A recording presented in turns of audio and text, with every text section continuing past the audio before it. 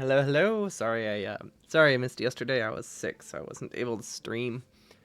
But I feel a lot better today. We were going to do space exploration this weekend, so that is the plan. I don't remember where I left off because it's been like an entire week. This is a really hard. This is a really hard mod to play on a weekly basis. You spend like 30 minutes trying to figure out your factory, just because you have like some kind of mega base variety. Also, what is this design in the background? This is a great factory. Logic bots delivering ammo that feeds two separate gun turrets. That's really fun. I like that design. That's unique. I have not updated the picture of the socks yet. I am actually doing that right now. They are similar to that in the fact that they came in the same pack. These ones more like pepperminty.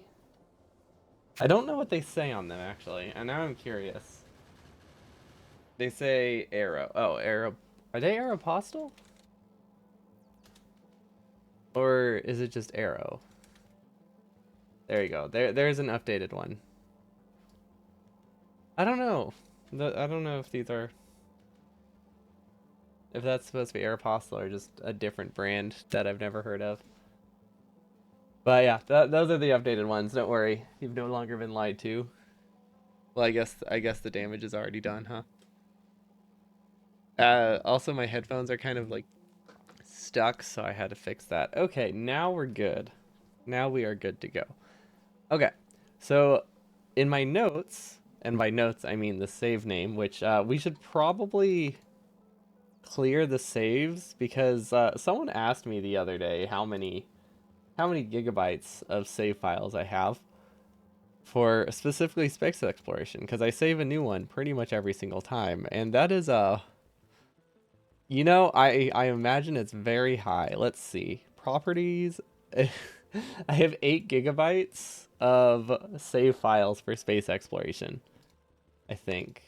I don't think there's really anything else in this. Yeah, this is just space exploration. Various saves. So there's like 8 gigabytes of saves here. I'm pretty sure the size of the entire folder is something like 11. I'm pretty sure Factorio is under 2 gigabytes. Don't know how big the mod is. Yeah, yeah. Three. There's like 2 extra gigabytes of stuff between the game and this and the mod, and then the rest of it is save files. Okay, yeah, I should probably should go through and delete some of these because yeah, that's the downside of putting your to-do list here. You know what might be a good idea? There's this mod, isn't there a to-do list mod?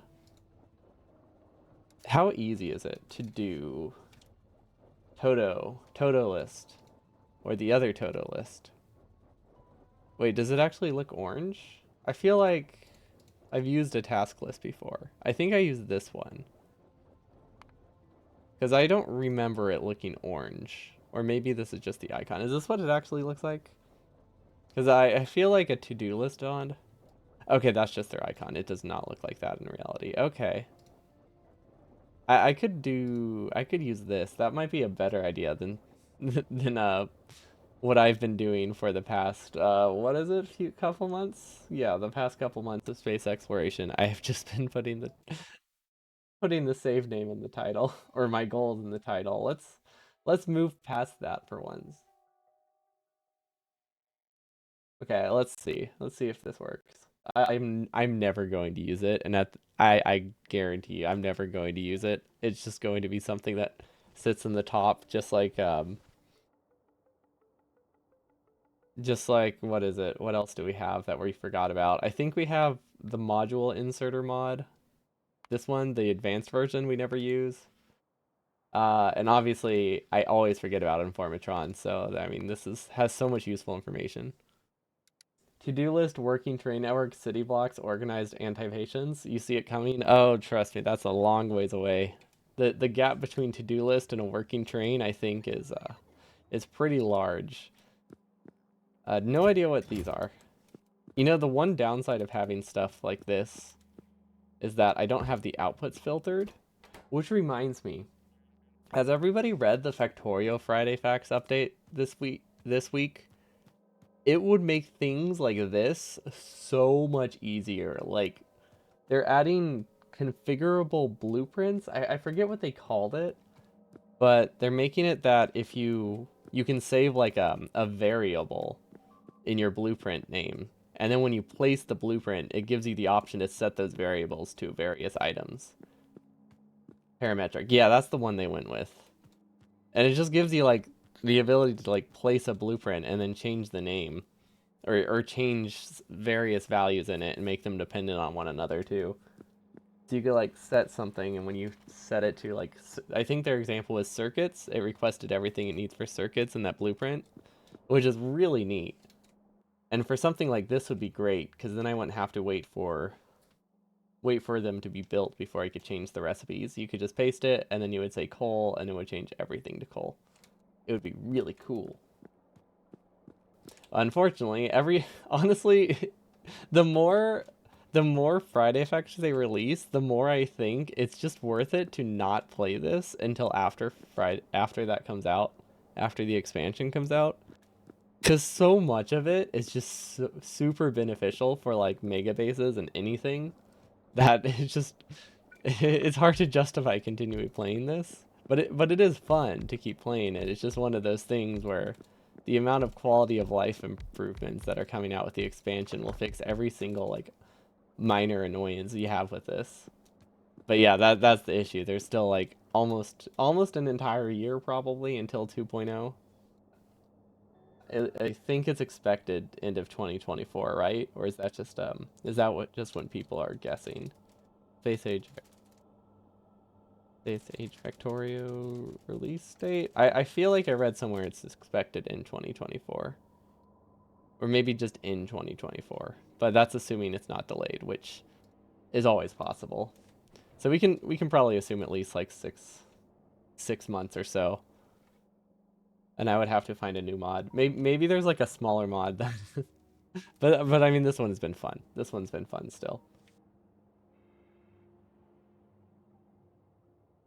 Okay. So, we needed rocket fuel. There are a couple ways we can do that. Easiest way, of course, is to find more oil on the main planet, but it's not necessarily that easy per se. It's simple, I guess, but the thing is if we do that, we need to clear a lot of bases. And I don't really know if I want today to be a biter killing day, because I'm feeling pretty lazy and fighting biters sounds above my pay grade right now. I mean, there is a lot of oil on this planet. I'm pretty sure the amount of patches we would get would like multiply our oil count by like 5 times. Although I don't know if we're limited by oil. I should probably check that before I try to make plans. Let's see. It looks like, let's see, where is the train? Okay, it looks like we are actually kind of using our oil as fast as we produce it. Or almost as fast as we produce it. Let's see. These are blue. That means they're not activated. This is activated, or this is full. Okay, so we could produce a little bit more rocket fuel on the main planet before we have to import from elsewhere. Because all the ones that are white, all the things that are oil that say white, that are white, those ones are not full. So these are not ready to be picked up. Let's see. Are there others? It's really just those. I guess we only have like 4. Do we really only have 4 oil patches? I mean, I guess technically we have this one, but this one is pretty much exclusively filling up flamethrower turrets, so I haven't really bothered to change it. Let's see, we could, if I could get this section walled off, that would be pretty nice. What does that give me? It gives me some more iron I could grab. It gives me some oil. The oil is the main thing. I'm just realizing I haven't actually scanned Novice, which I feel like I should probably do, right? We have not scanned my main planet. Oh wow, that scans, I mean, decently fast. Yeah, let's scan that. Maybe something over here will be easy to go to. Oh wait, this isn't connected. Why do we have turrets there? Maybe we hadn't explored. Maybe we hadn't explored yet before we built that. I mean, it's better safe than sorry. It's not like walls are expensive. I mean, they are, but we're not super limited by our ability to produce walls unless we suddenly like make an entire new base. We're not gonna sit here and just stare at that. Let's figure this out. How's our power? That's a good starting question. Power is fine. We could do this. We could do the fancy steam setup here. I don't know what these are for. I think these are for burst production. Wait. I just realized something. There is. I think there's a coronal thingy, whatever it's called. Um, the energy bombardment, whatever it's called. I cannot think of the name. Let's see, where is it? Delivery, no, space energy beam. Energy beam. Coronal mass injection headed for Chiron orbit in 20 real hours. Okay, that is a ways away. Estimated is zero point 0.4 gigawatt peak power. Okay, never mind. I think we're good. It's just a matter of did we set it up? Because I think we did place one. There should be an umbrella somewhere on this planet that I placed in the most random spot, which was a terrible spot. Okay, I remember now. There is technically enough power here. There's technically enough power here, but barely. What is the limiting factor? These give 480, right? Do we have any solar panels here? I mean, they're not that great anyway. Hello, Toporoco. I could do a steam buffer if we have tanks. So do we have tanks over here? We have 81 tanks. What else do we have? Do we have turbines? Okay, so we do have 267 turbines. I could make a buffer. That's not a terrible idea. Yeah, no, that's not a terrible idea. We have it. We might as well plan for it. And then I don't know if we have enough substations. We'll see. This would need to go, I think, here. Yeah, that powers everything perfectly. Cool.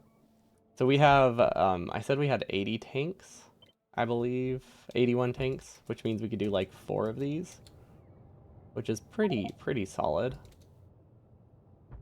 And all this will do, really, is give us a little bit of extra burst power for whenever that coronal, the massive whatever thing, the energy storm. Let's call it an energy storm.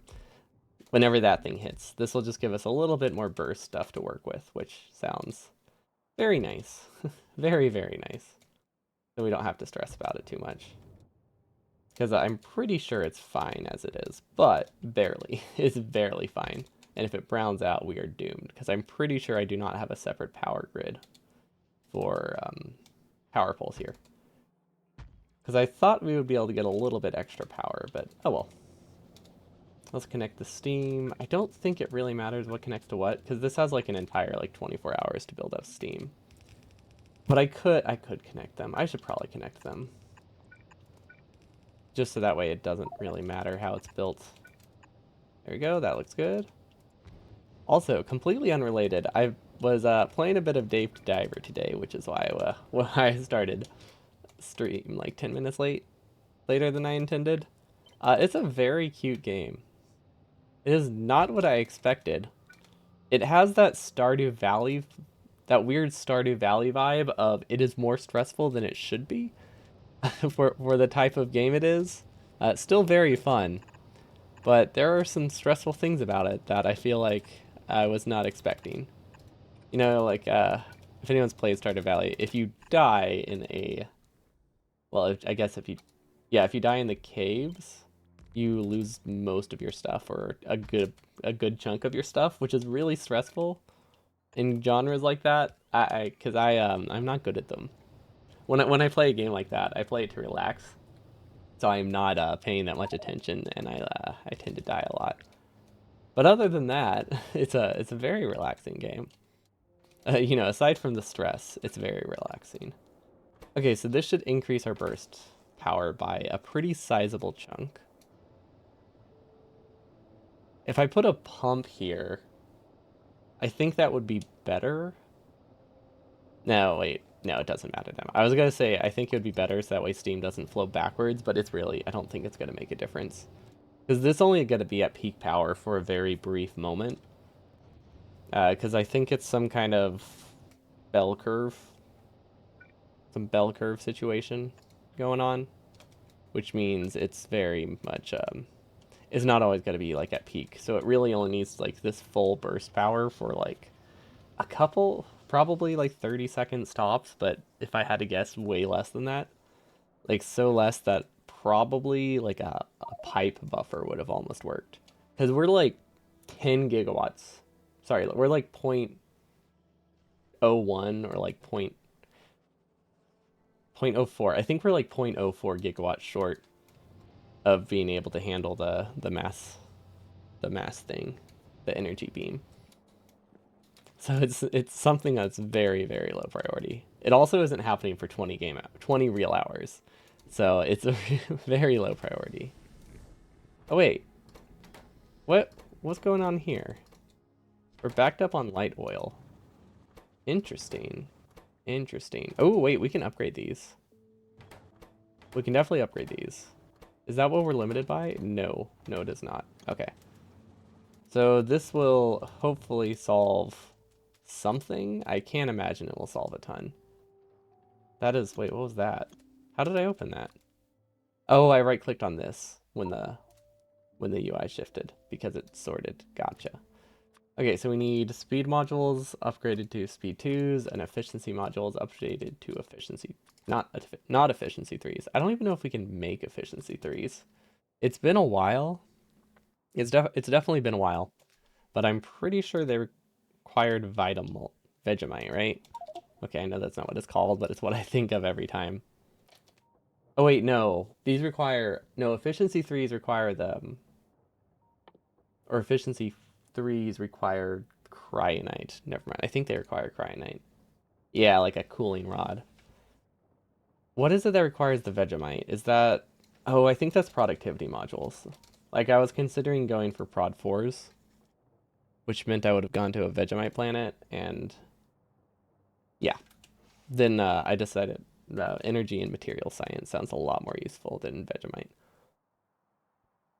Does this look right? Nope. Oh, I chose the wrong one again. I think, oh, I see what it was. I assumed it would be the second row, but because I'm upgrading to prod 1, it's obviously not shown. That's why I fell for it twice. It is tier 4. Okay. So tier 3, what does tier 3 prod modules require? Why don't we have that many of those? Prod, they're not called prod 3s. I guess I could also just search my crafting menu. Oh, vulcanite. Oh, we have plenty of vulcanite. Wait, we can make so much more of this now. We have a pretty good supply of vulcanite these days. Also, can these be upgraded? I could give them module beacons, which that does remind me. Do we have better beacons yet? No. Yo, what's up, Losnar? Welcome, welcome. Where's my oil? There's my oil. Okay, those are all fast as they can be. Okay, this actually won't do much. I think we have a different bottleneck than I expected.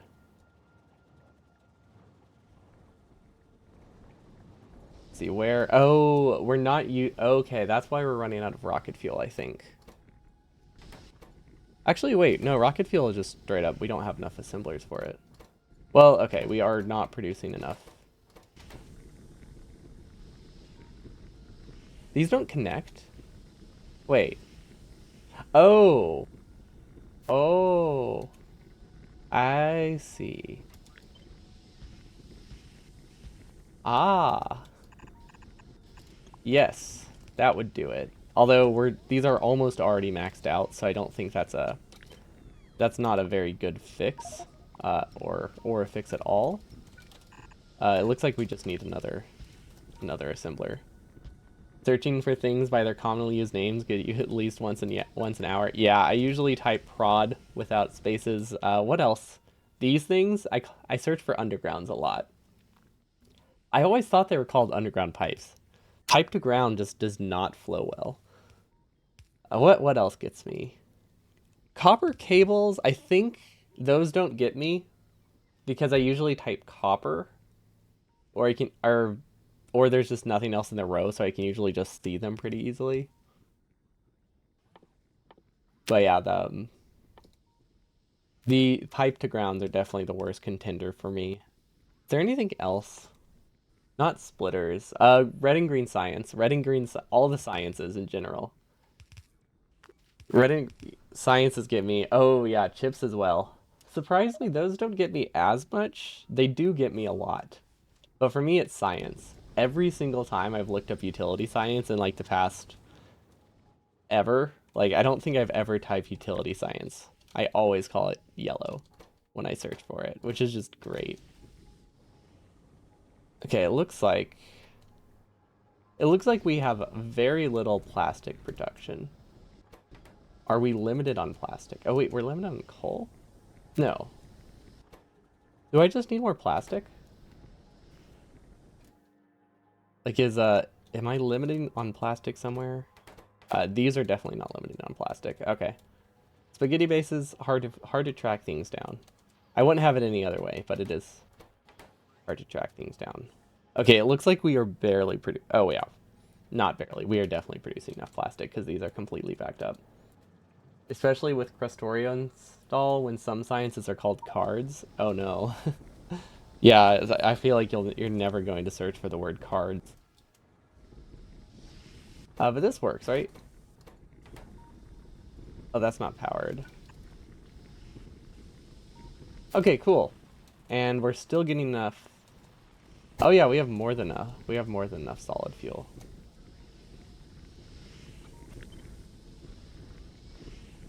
I might move this down here. So that way I can put more rocket fuel. Because really the thing that we need right now is rocket fuel. And so I don't have to deconstruct this every time I'm going to move it. Because we just switched to nuclear power. These are pretty much entirely useless. In fact, I could probably shut them down. But I'm scared to. And they don't run that hard, so I don't think I'm wasting a ton of fuel by not having them. Or by still having them. So we should be fine. Yeah, let's do more rocket fuel assemblers. There's no way this is an entire belt of rocket fuel. I hope. I say that with certainty, but I have no idea.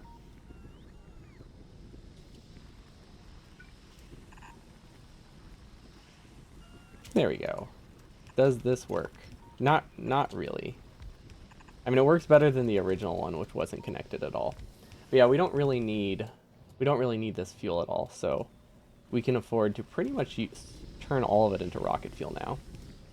So I think what we need to do is I think we need to turn petroleum into solid fuel as well and put that on a separate belt or a prioritized belt, which sounds kind of bad, but I think it's necessary. It's like we can attach it here. Because for the most part, I don't think this will run that consistently, but we are currently limited by our ability to crack light oil. So we just need a backup. Which I guess we can do it here. Don't love it, but it will work. Oh, this is gonna explode. Is any of these not full? Okay, this one's not full. That one will not explode if I move it. We're just gonna change the recipe. That way I can use it later.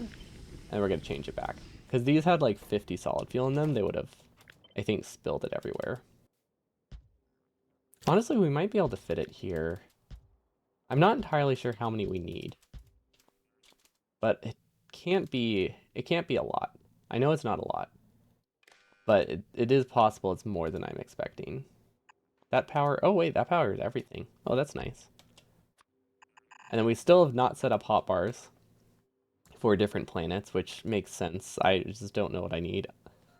I mean, realistically, I should have a planet hotbar and then a space hotbar, which is, that is definitely possible. Should that be my goal?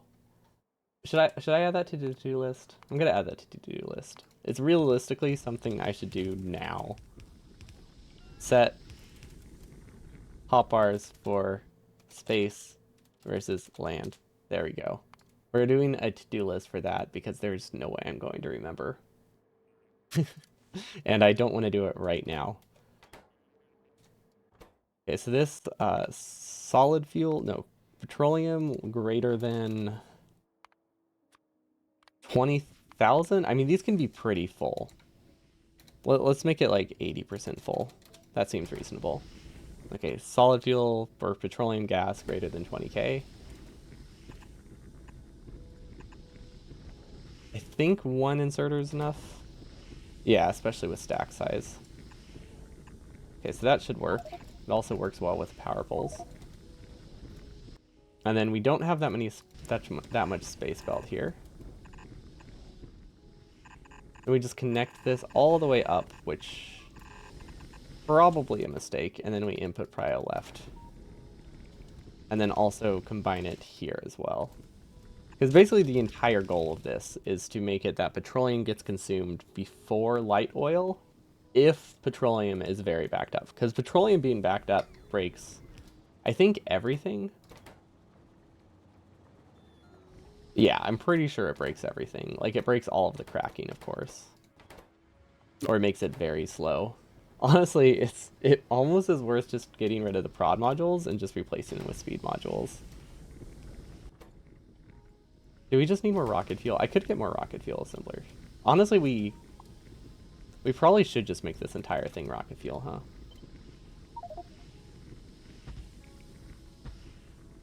Look at that, rocket fuel. I'm sure that we didn't cut too many power poles there. Okay, there we go. Now we're talking.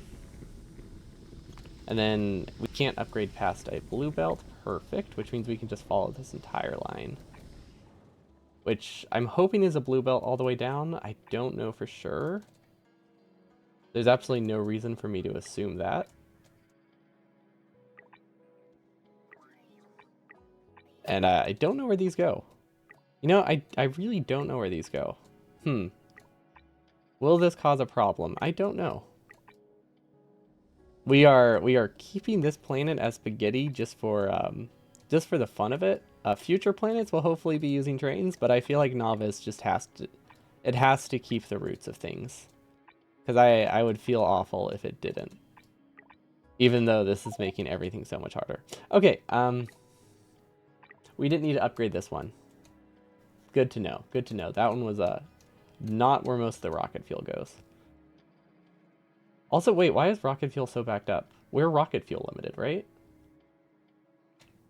Am I rocket fuel limited or am I liquid rocket fuel limited? Wait, do I just need more rocket? Do I just need more of these? I thought we were limited by solid rocket fuel. But obviously we're not. Okay, that's a very easy fix too. And it could just be because we launched like 20 rockets last time and we just lost all of our storage. But that should work. Everything is powered this way. Perfect. We get way more rocket fuel. And then this will keep it that petroleum works. Cool. These should be emptying now. Did these not make it back? I feel like these are one direction. Where did these go? Wait, where do these go? Hold on. Where are these supposed to empty out? Oh, they do go back into these tanks. Okay. So it's not one direction, but these probably are having pressure problems. I could make the tanks one directional, but that seems like a bad idea. What if I add... Well, I can move this roboport. No problem. I could add this in the middle, so that way I think things empty faster. I really don't know what the bottleneck is here. I feel like it's just pipes being pipes, right? And also the fact that they just had so much backed up that it's taken a while to clear. Yeah, that's probably it. I hope. I don't know. We'll look back on it later. I don't think that's going to be a super limiting thing, but it is something to be aware of. Anyway, we needed liquid rocket fuel, which currently we are producing in a very weird spot. So I'm thinking we just move it here, right? Because we have rocket fuel on this belt. We might as well produce more of it here. And then I guess we could probably use more tanks as well. Although, if we have enough assemblers, we definitely don't need more tanks. Where does liquid rocket fuel go? I guess the tanks can just go in whatever random spot I want them to go. Because this does not feel like it will increase things that significantly, right? No, this definitely won't.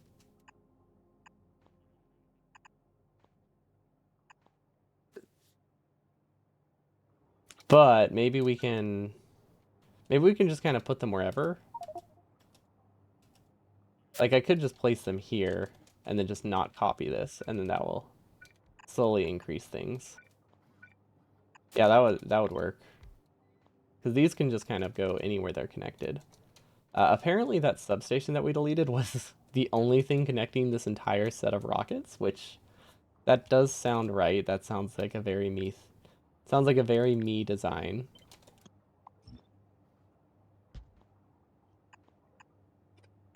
Okay, I like this. I like this enough. I guess I can't say I like it, but it's good enough. It's functional. It does the job. Except for the fact that they're rotated the wrong way. But aside from that, very important aspect of it, it works. Arguably, that's one of the more important aspects of being able to output fuel. But I think we can let it slide, right? Yeah, we can definitely let it slide. There we go. Now it works again. This isn't connected. Okay. Hopefully there's something else we can copy, because I don't actually want these in every single one. Also, aren't these supposed to have modules in them?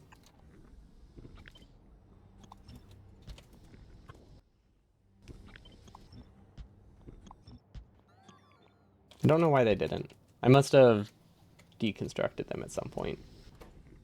There we go. Okay, and then we can also copy the beacons from somewhere, because we definitely have speed beacons, these things.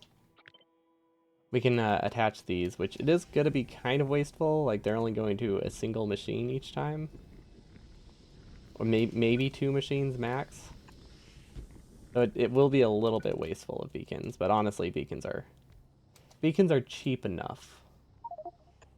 And look at this. This will speed up how fast we can how fast we can fill a rocket with rocket parts. Perfect, because we definitely need that. Okay, this should greatly increase our production.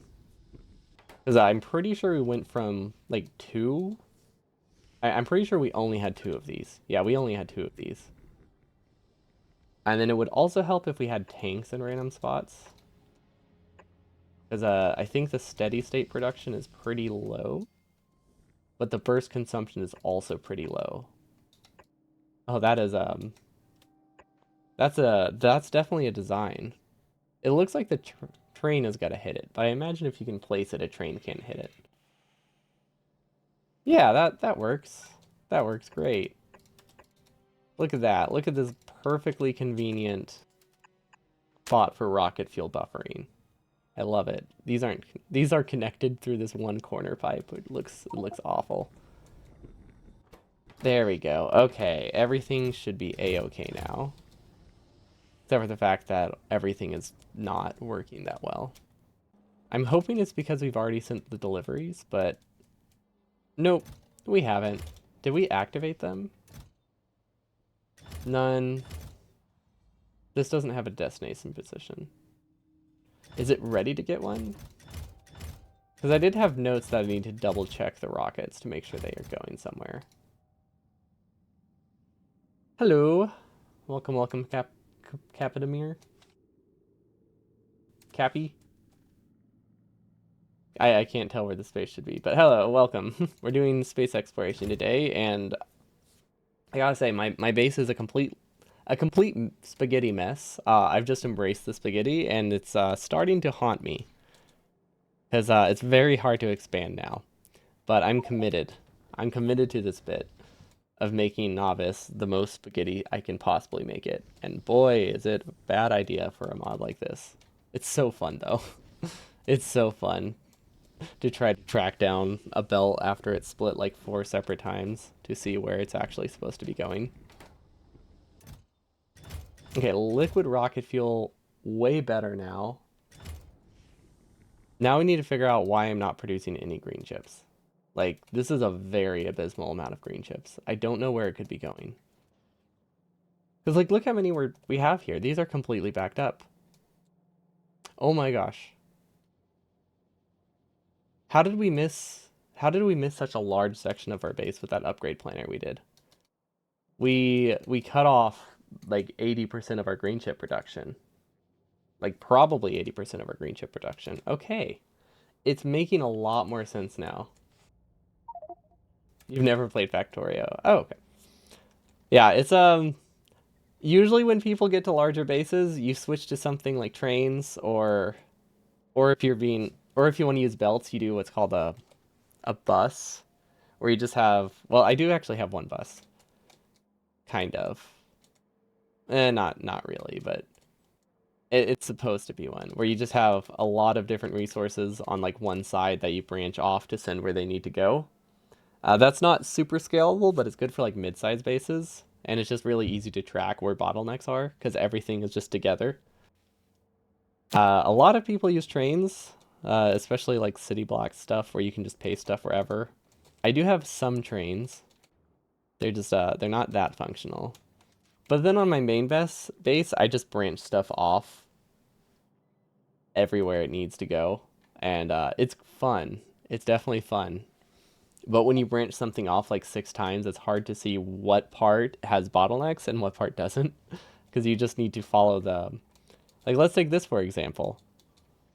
We are having a bottleneck here, so we need to follow this entire belt to where it diverges, and then see where it's coming from. So let's see, it's split off again, and then it goes back up, and then it's sideloaded here.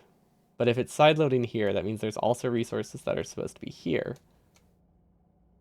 And these are being stolen from this mall, which is very lacking. So I feel like this is missing stuff. So this isn't producing. But there's also green chips coming from here. So I think the issue here is just that broken belt, but I'm not entirely sure. Okay, so this is about 10 assemblers. And then these are probably supposed to combine. Yes, okay, these are supposed to combine with these, which means this is the problem. This is definitely the problem. Spaghetti is better than a bus for SE.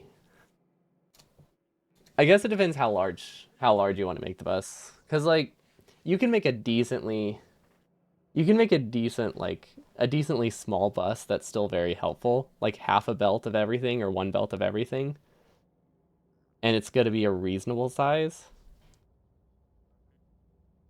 If you want to make like a full high throughput bus, I think yeah, if you're gonna do that, you might as well just do spaghetti than like a 4,000 wide bus.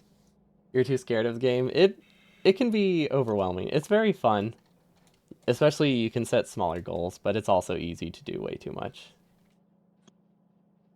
Hello, Jammer. Welcome, welcome.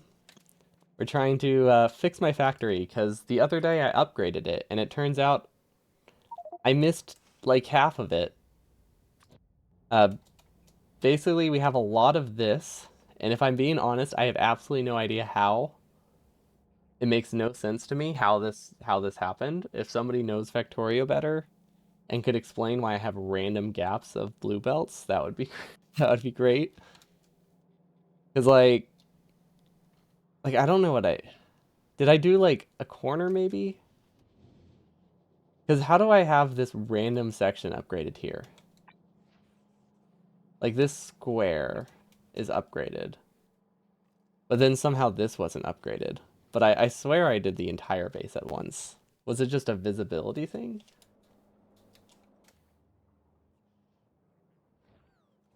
Was it because I did stuff in map view? Maybe it missed stuff, but that would be weird if it missed like a middle section. It's probably as simple as I just didn't cover my entire base, right? Like maybe I just did like this section.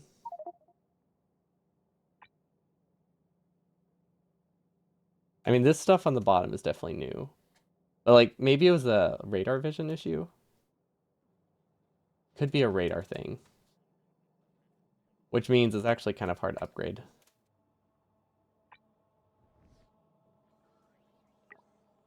This is probably going to cause more problems, but maybe if I go over a couple times, maybe we'll be fine.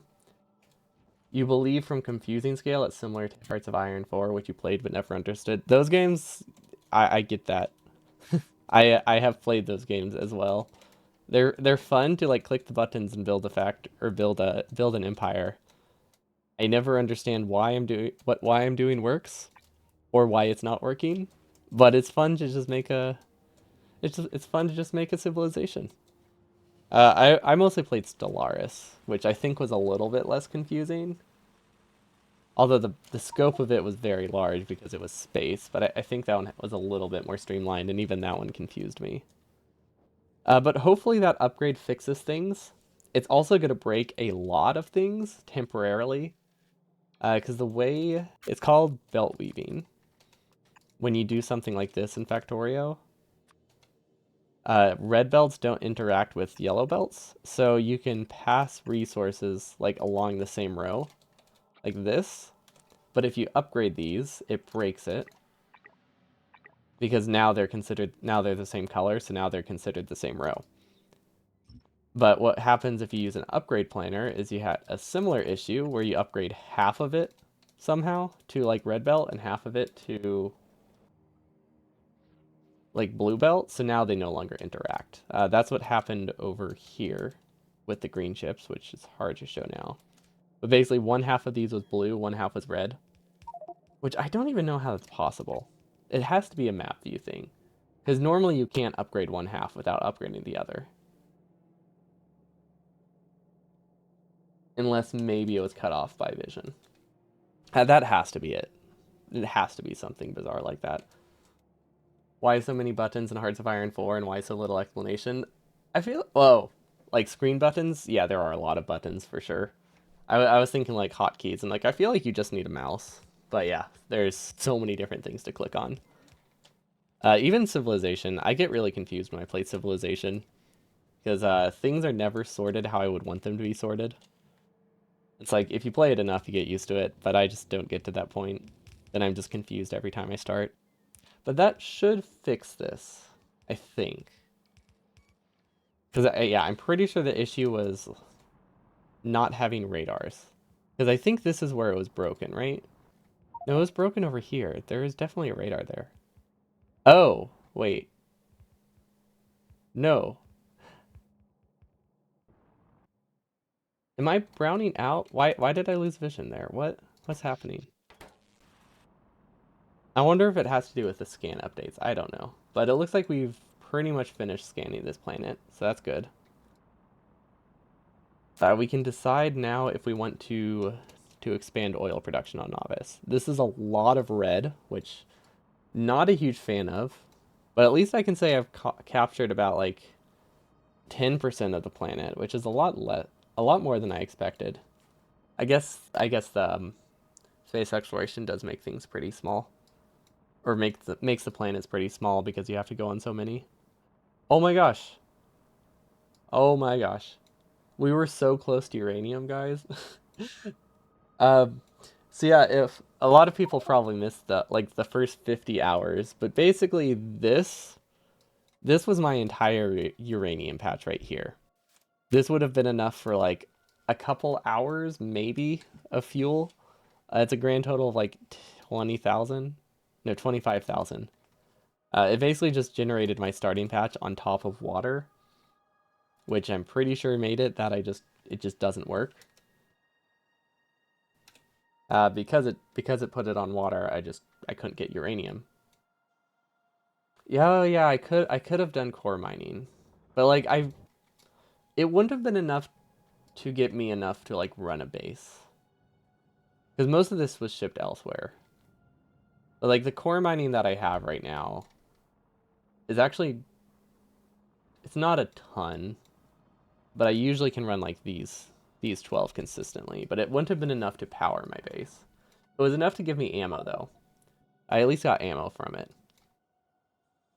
I think part of the problem was that I was having power issues and solving power issues by putting like 50 core miners and the hope that they eventually give you the money back or the power back was a little bit too risky, so I didn't invest too much into it. even if it could have worked. But I just didn't have the power to do that until I got uranium from somewhere else. And it turns out I was 400 tiles away from a fairly large uranium patch. Like 1 million uranium. That is more than enough for me to have started a decent sized plant. And honestly, just in that ring everywhere, there's probably a total of like 2 million uranium, each like 500 tiles away from where I ended up stopping my base. That's great. We got it from another planet. And fortunately, that other planet does other things, so it wasn't worthless. But yeah, we could have saved some time. We need to figure out what the problem is with core mining as well. Also, was it you? I think it was you, Lennon, who was telling me that productivity scales weirdly with this. I don't understand how, though. Oh, is it because it says the mining speed 100 per second? Like, is that as opposed to the expected resources? So it gives you stuff based on the mining speed? Maybe? No, that one makes sense. I'm just wondering how it manages to be so broken. I believe you. I'm just curious how it actually works. Like, what is it scaling off of that it has that kind of, I guess, bug?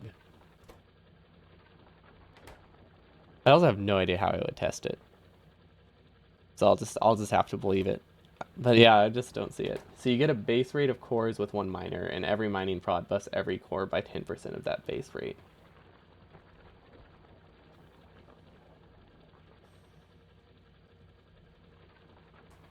Oh, wait. Oh, okay.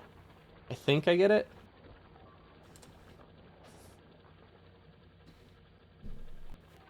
And the base rate can only be so small. Okay, I think I get it. So like if you do an infinite number of cores or something, it only goes down to 5, but you're still gonna get like a 10% boost on top of that. What do those words mean? I don't quite get them either, but I think I kind of get it. But maybe not.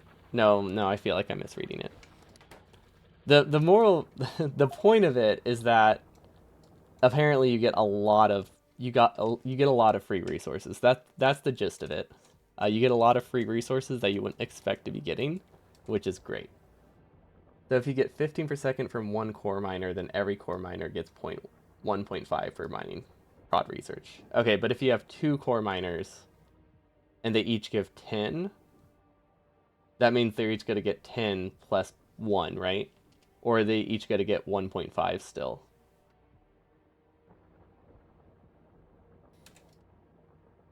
Because that's the way that I first interpreted what you said, is that they're going to get 1.5 regardless.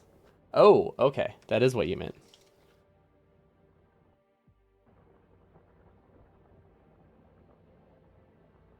But yeah, basically these are a mod thing since you don't play Factorio. These are from a mod called Space. The mod I'm playing now is Space Exploration, and they give you infinite resources, but they give you it very slowly.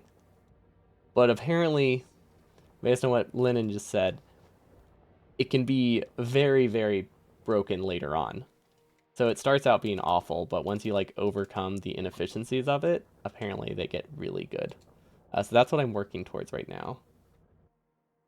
I feel like I could probably put a drill here and somehow get it, but I might expand my wall.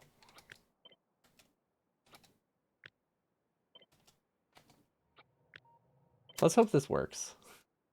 How far do we need to expand? Honestly, I don't technically need to expand the wall. If I really wanted to, I could do a landfill bridge, because I don't think they can reach this. Although these might be shallows. No, I probably do need to expand it. Maybe I should expand up there. Because if I expand up there, I don't actually have to fight anything right now, and I like the idea of not fighting anything right now. You stumbled into my channel over the YouTube video? Oh, my mouse only one? Yeah, that's been bringing a lot of people. I'm happy it's reaching people who don't, like, constantly play Factorio, too. Because a lot of people, definitely a lot of people in my streams, lurk while also playing Factorio. Um, um, that was weird. None of my hotkeys were working. I couldn't, I couldn't exit things. It's good now. But yeah, I will be making more of those. I'm still new to editing, so it's very slow. But I do have one in the works, which I'm very excited for, especially because I think it's gonna be a little tricky to edit because there isn't that much visually going on. I might have to do something weird and like re-record it using replay mode, which doesn't make any sense right now, but uh, because I don't have the details released on it. But basically, basically my factory was invisible, so I need to figure out how to do a video when half of things are invisible. I think it's still interesting because things are still moving, you just don't see the machines. So like there is still stuff going on. Like it's not like it's just a black screen. That would be very hard to deal with. Yeah, that's the one I have in the works, so really looking forward to that one. Factorio is very fun to watch. I used to do speedruns, which those are much different fun to watch, but they're very satisfying just to watch someone place things really fast. Yeah, that one was fun, especially since I made that one myself. Like that one was it's not really a mod, but like I just made a script to turn everything invisible because I don't know how to do mod, and I was pretty happy with that. Or I don't know how to do mods or make mods. I know how to install them. But yeah, I was pretty proud that I actually just like made that one mostly myself. And it was just really fun to do. Like everything was invisible. It's just a really dumb concept. The perfect for that kind of video. Or these work. I think technically these will build. It's gonna take a really long time though. Also, splitter, just in case prod mods gets very high.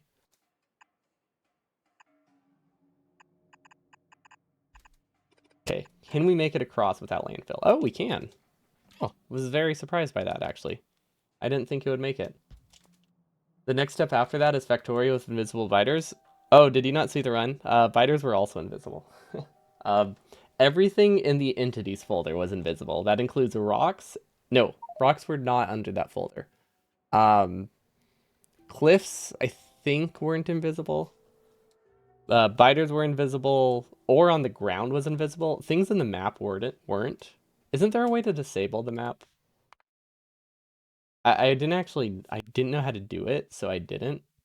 But I'm also so tunnel vision that I wasn't looking over there anyway, so it didn't make a huge difference.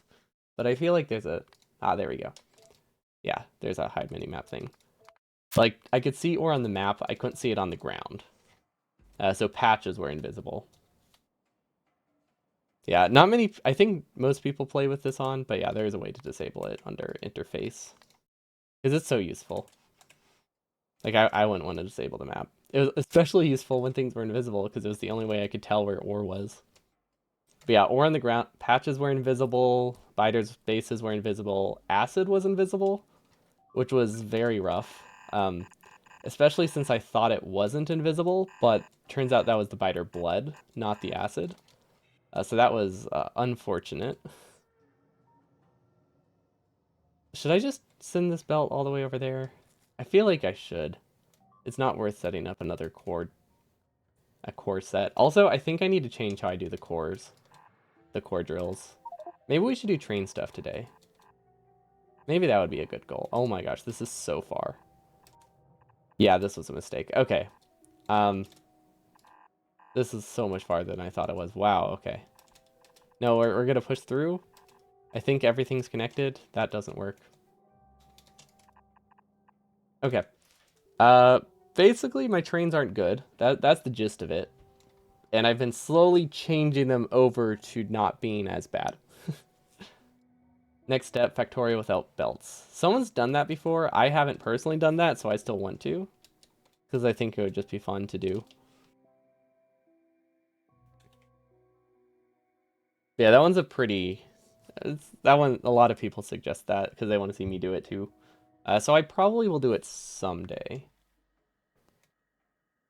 But there's already a pretty popular video on that one, so it's not super high prio. But definitely on the list. Yeah, it's a pretty manual start. If you want to go all the way, you could just do Factorio without inserters. But that would be... I don't know how bad that would be. I think it would not be miserable, but it wouldn't be great. But I might try that. That would take like probably... Honestly, it would probably only take like 20 hours. But that's still a while. It's still a while. 20 hours of just hand feeding. Okay, that should hopefully build. Eventually. Oh, it's gonna be a very long time, but yeah, it should build.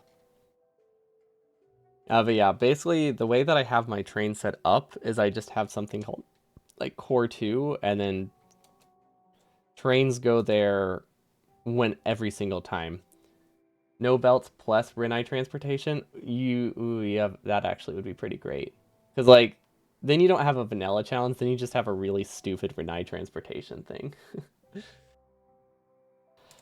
That would be a great way to force myself to use everything that Renai transportation has to offer. No, that's definitely going on the list. I'm not sure what I'm doing tomorrow. I actually have a lot of options for tomorrow, but I have not decided yet. So what's wrong here? Oh, oh, we didn't break this up, did we? Okay, that should be better. This entire like track was cut off whenever a train's here.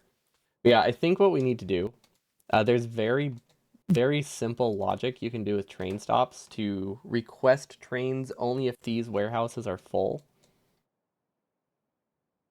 Um, which I think I'll need to start doing on my train stops, because then I don't have to name them every single time. Then I can just have one that's like core in, and then I paste it, and then we just have a stop somewhere where trains wait, and then they go whenever they're summoned. So that does have the downside of trains possibly might like they go through the whole loop every single time, but they don't make the loop as constantly, and I think that would be a good idea. We just we have to convert a few stations for that, so I don't know. I don't know if that's what I want to be my goal today. Currently, I'm just trying to get a few more core mining because it looks like we are lacking. Looks like yeah, we're running out of core mining drills stuff. They can't run all the time. I think if we get a couple more drills, we can.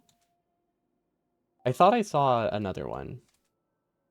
Oh, this one. This one's super close. Is it super close? It's not as good as I thought it would be.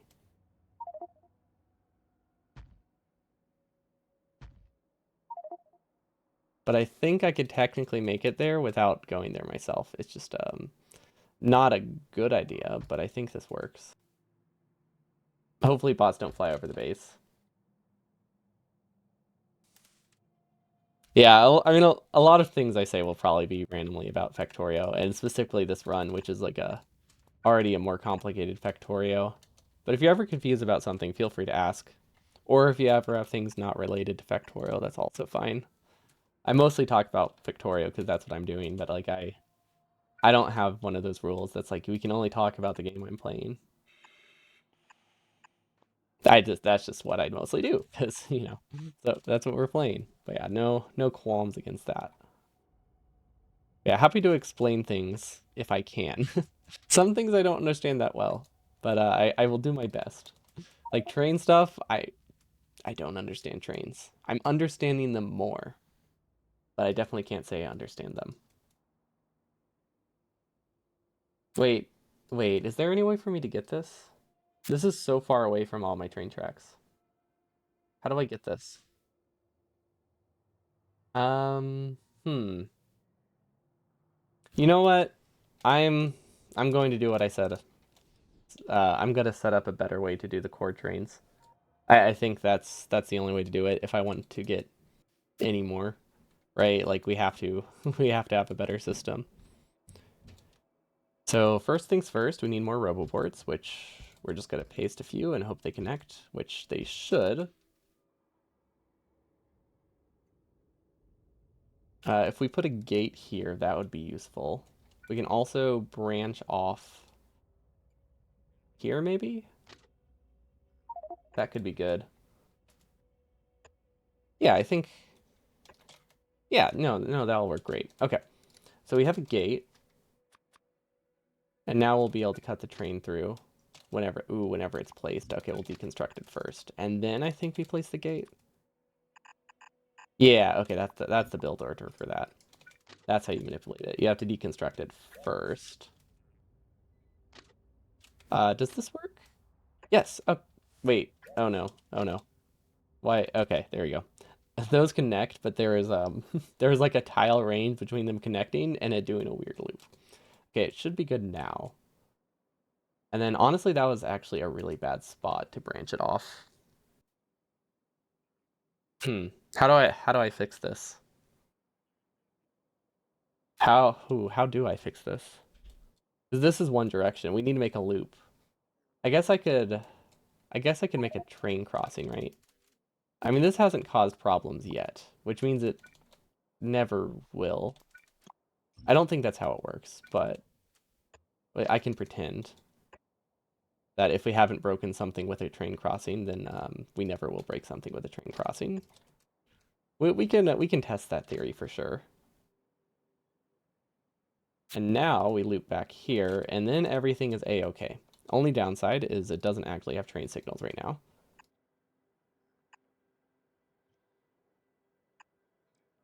And then I think you can make, yeah, I think that works if you just use regular. I don't think I technically need to use the fancy signals. Yeah, this should work. Should work well enough. Hopefully this train isn't broken while it's still ghosted though. And then we definitely need to break this up into more sections, which is something we always forget. I think, wait, this is on the wrong side. Oh no, that means this is on the wrong side. No, wait. Never mind. Okay, they're correct now. They're correct. Okay, so we have a core miner. We don't really have a core mining blueprint. Honestly, I should probably, with core mining, I should probably set up a blueprint directly into a warehouse. Is that wait, is that a good idea? Would that be bad? How much does one train hold? One train holds four. It holds like four, right? Four trains. That's 40. Is it 40 each? Yeah, one train holds 40 resources or 40 stacks. A warehouse holds 512. So one warehouse split into four trains. Is there a way to do that? That isn't awful? I guess that is the question. Although, wait, these might not be on a grid. I don't know how these generate. Never mind. Direct feeding into a warehouse wouldn't necessarily work, because that is assuming that it is on the exact same grid as a train, and that's not a guarantee. Okay. Yeah, it's probably not a guarantee. What I could do is have one belt that I manually place after to shift it by one tile. That could work. Because it would be really nice if I could just paste one thing and everything works. Okay, let's add a train stop. Outputting to a splitter works. Yeah, we could output to a splitter. What does that do, though? Does that just let me shift it a tile, or... Because I have been outputting into a splitter. Basically what I wanted to do was just output directly into a warehouse. But I don't think that's that helpful right now. Or as helpful as I thought it would be. It gets you... It lets you get cores on both sides of the belt. Oh, yeah. Yeah, both sides of the belt also works. What if I do this? Wait. I have an idea to make it possibly shiftable. No, that would still be two blueprints. Maybe I should just have two blueprints. Or would it be three? Oh, no, wait. You'd have to have one for this, this, and this. Oh, that's four blueprints, right? Oh, nah, that's too much. Yeah, we'll just... I think we'll just have a train stop that we paste next to it. I don't think there's really a need for me to do this. Or yeah, I don't think there's really a need for me to try to make it one blueprint, considering it's literally just connecting like two belts. And then I won't be able to set up these early. Yeah, we could just connect it. I like the idea of it connecting to a warehouse though. Just feeding into a warehouse and then splitting that off into different trains. Because that just gives me one thing that I have to read, and honestly, that sounds very convenient. Actually, I guess I don't need to do a warehouse, do I? The only issue is we need to go into 6 trains if we do this. Yeah, we'll just use a splitter. And then somebody said warehouses are bad for UPS. And honestly, we can only fit 1 steel chest in a train anyway. I could probably just do 2 steel chests at each outpost instead. Yeah, okay, that'll work. Okay, yeah, well, we can just do this. You know what? We don't even need to do that. It doesn't need to be balanced because these aren't going to be limited by the inserter filling speed. They're going to be limited by nothing. They're going to be limited by how fast this can mine. Okay, so we're gonna delete this loop. We're gonna paste it again, but for now we're gonna delete it. And then these can go into chests, and then I think I should leave like a maybe I should leave a tile gap. I could leave a tile gap.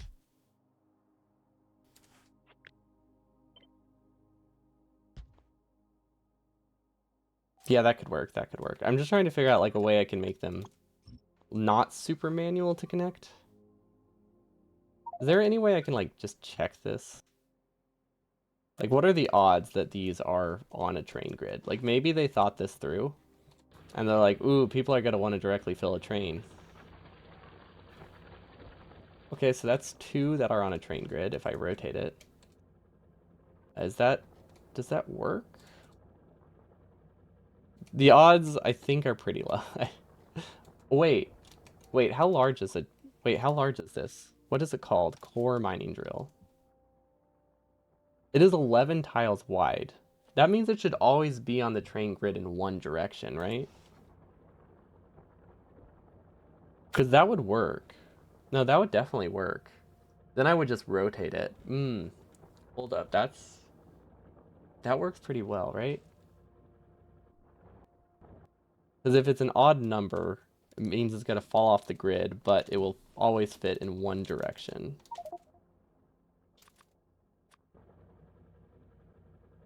Possibly 2. Or maybe it'll always fit in 2 directions. Because that makes things a lot nicer. Yeah, I think it's always going to fit in 2 directions. Maybe I should do the warehouse. I think that's fun. We just need to figure out how to split a warehouse into 6 different into 6 different trains now in a single blueprint.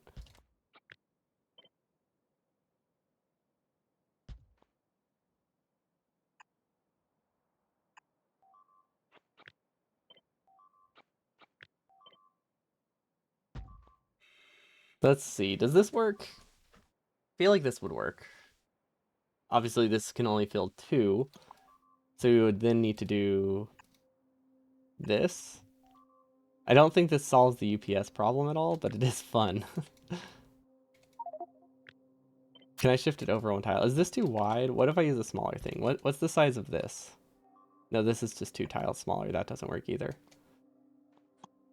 Okay, I think we just give in and go into a belt.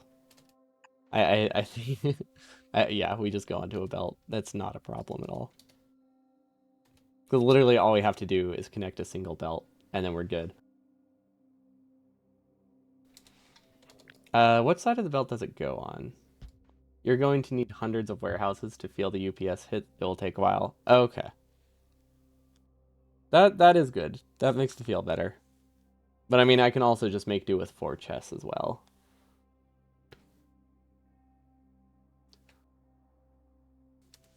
I I really want to make this work. I just think this is a very fun. This has a fun look to it that I want it to work. I just wish I could visualize how large a track was without the rail actually being here. How do I do that? How do I simulate this? Do I just go there in person? Do I have one that's already next to a track in this way? Probably not. Also, how fast will these fill with just long inserters? Honestly, fast enough. It just started snowing. I am so jealous. That sounds awesome. We have not had much snow here. I think we got a little bit of snow last night. Or no, 2 nights ago, but it was like you can see a little bit on the grass, but you don't have like a sheet of snow outside, which is always sad. Because that's such a sad. Snow is just great. I like when you can see like an actual amount of snow. Oh wait, I think I see the problem. There we go. Yep. That's the fix. What trains am I using? 1 to 4? Yeah, I'm using 1 to 4. At least for this. Because those are like, they seem good enough and they're a lot easier to fit in places. I am using a 1 to 1 for artillery trains, but everywhere else is a 1 to 4. I did do a 4 to 16 in my, what was it called? Ribbon World? My Ribbon World run used a 1 to 4, or 4 to 12, 16. It was awful, especially since it was like the first actual train system I'd ever built. It was not a smart choice at all. These aren't connected to power. Or fuel, for that matter. Which is a little bit of an oversight. I'm so confused. Wait. Oh, I definitely missed some of this blueprint. Oh. Yeah, okay. This isn't actually how these are supposed to be copied. We can work with it. But yeah, these are supposed to be copied in a much different section. Oh my gosh, and now they're all ghosts and I can't tell what's happening. I think it's fixed now, but yeah, we definitely didn't copy what we were supposed to. Okay, never mind, it's not fully fixed. Okay, so if you have a blueprint, use the blueprint. Don't try to copy part of the blueprint and hope it works. It doesn't. Well, you might get lucky, but usually you can safely say it doesn't work. Okay, does this work now? Still not really. Now I think it works. Not much here, but maybe more now. In what country? Oh yeah, I'm in the US. But I'm in like the middle of the US, so it's very not super snowy. We used to get a lot better snow, but we haven't been getting very good snows the past few years. Which is just a little bit sad. We absolutely love snow in our family. Okay, but this works. Oh no. Bots took way longer to build this than I expected. I like how I don't even think this was an assault force. I think this is just a wandering biters, like an expansion force. Hmm. Do we have artillery? Robot network not connected? I think it is. It's just it's very far away. Also, why do we only have 600 bots? Oh no. I don't think we're producing as many bots as we're losing to repairs. That's not good. That's not good at all. We'll fix it next time. We'll add it to the to-do list. Bots.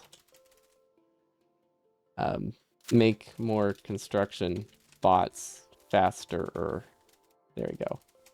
Faster bots. Oh no. I just realized a mistake. This gate hasn't been built yet. We'll be fine. Probably. We have a backup wall, technically, if these break.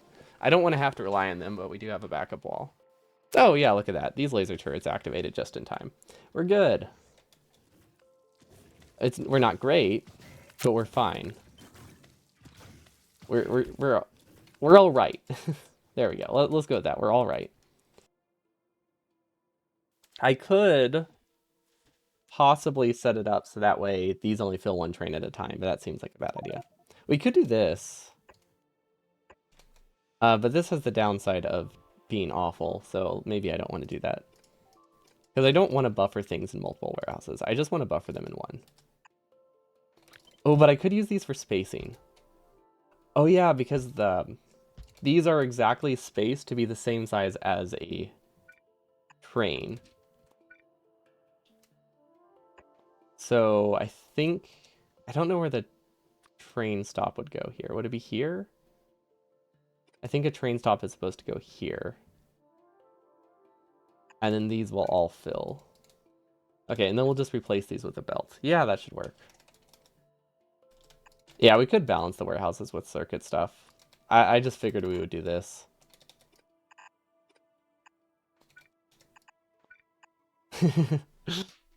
This was my plan. Because I only want one warehouse here, is basically what it boils down to. And then I think I need, what was it? I think I need an arithmetic combinator. I'm pretty sure is the, I'm pretty sure. And then we need more, could we use a substation for this? Because if I could use like 2 substations, that would be great. Then I don't have to think about power poles. Because that would power everything. Okay, that powers the top. Oh yeah, that's perfect. Okay. But yeah, we could balance the warehouses work with circuit stuff. I figured just go on a belt would also work. Or an inserter chain if I really wanted to. But yeah, hopefully spacing wise this is right. This might be 1 tile too high, which isn't the end of the world. And actually, just in case it is 1 tile too high, I'm actually going to move the combinator, so that way, if this is in the wrong spot, I can just move it. You know what? We're going to do this. We're going to place 3. One of them is correct. And that's it. One of them's correct. There we go. And we'll hopefully get that soon enough. But yeah, this isn't working great. I don't know what the issue is. I think it's just because I just sent so many things at once. Oh, and I did. Oh, you're right. The robot network isn't connected. We must have lost a roboport in the blueprinting portion. Okay, so yeah, that's probably why they weren't building. If I had to guess, that probably is it. Can I move this down a tile? No. I don't know why I thought I would be able to move it down. Okay, so basically the gist here is now we have this blueprint that we can just paste on any core mining. Doesn't matter where it is. And then we should be able to rotate it and it will fit in one direction. Probably. That's actually just a guess. But yeah, I'm pretty sure it's always going to have one direction that works. I really don't know for sure. Yeah, okay, so that's always I think it's always going to have one direction that works. Or 2. Or maybe honestly, maybe these are just always on a grid. Okay, never mind. Yeah, no, they always have one that works. Or we just got lucky. Use full blueprints if ever playing Factorio, for the love of God. Yeah. Yeah, going spaghetti makes it really hard to expand, especially when your expansions are also very spaghetti. Because it just means when you copy something, you're just doing it in parts. Because blueprints just don't work that well whenever you don't, have an organized base. But it's such a fun way to play that I deal with it. What's the button to connect these? Oh, there we go. Rotate. Gosh, I'm so glad I've actually started remembering that. That is so convenient. Very good feature, Factorio. I know you're not listening right now, and also Factorio isn't a person, but definitely, definitely glad they added that.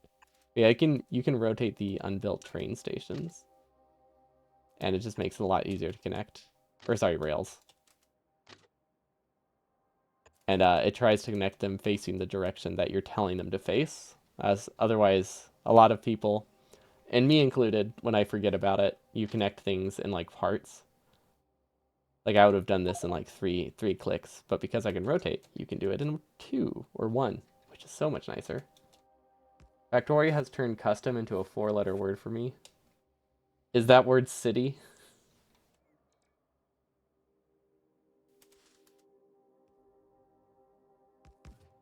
You and your awesome city, very convenient city blocks. Do these work?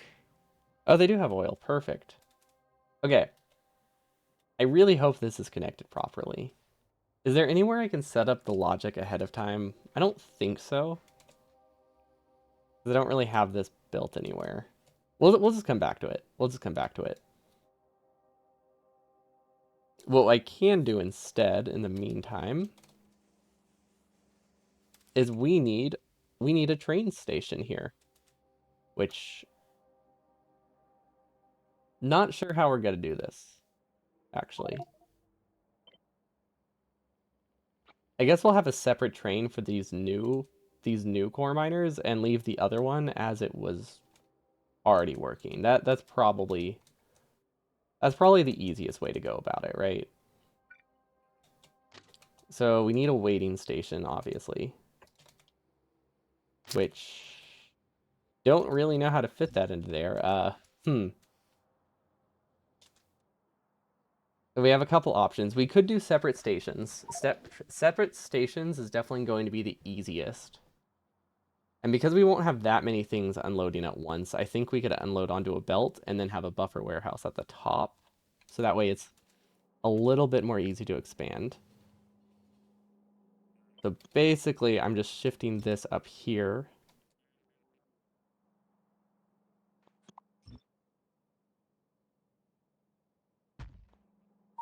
And then that will make it that all I have to do now is connect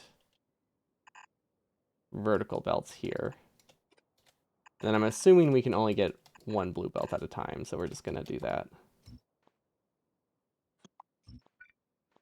These don't need to be balanced because they're all going to a warehouse, which is why warehouses are super nice. Hopefully we don't lose critical production from this. There is a good chance that we wanted this production to not be stalled, but that's fine. We don't have anything that critical being built on this planet. Also, it looks like our green chip production finally fixed itself. Kind of. Yeah. Oh, wait, no. Way more is making it down here. No, we're doing great.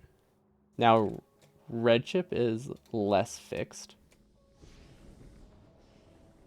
So there could be problems there, or it could just be... Nope, we have problems there. Okay, so green chips... Right. Right, okay. I see. We definitely can delete these. We'll leave the power poles. That's a lot of rockets. Yeah, so we switched over recently to dedicated rockets. They only move one resource at a time. So that way it's a lot easier to tell it where to go, and you don't need any circuit logic. You just say, "Hey, this is my LDS rocket," and you can request it on any planet that needs LDS, which I think it's been really nice.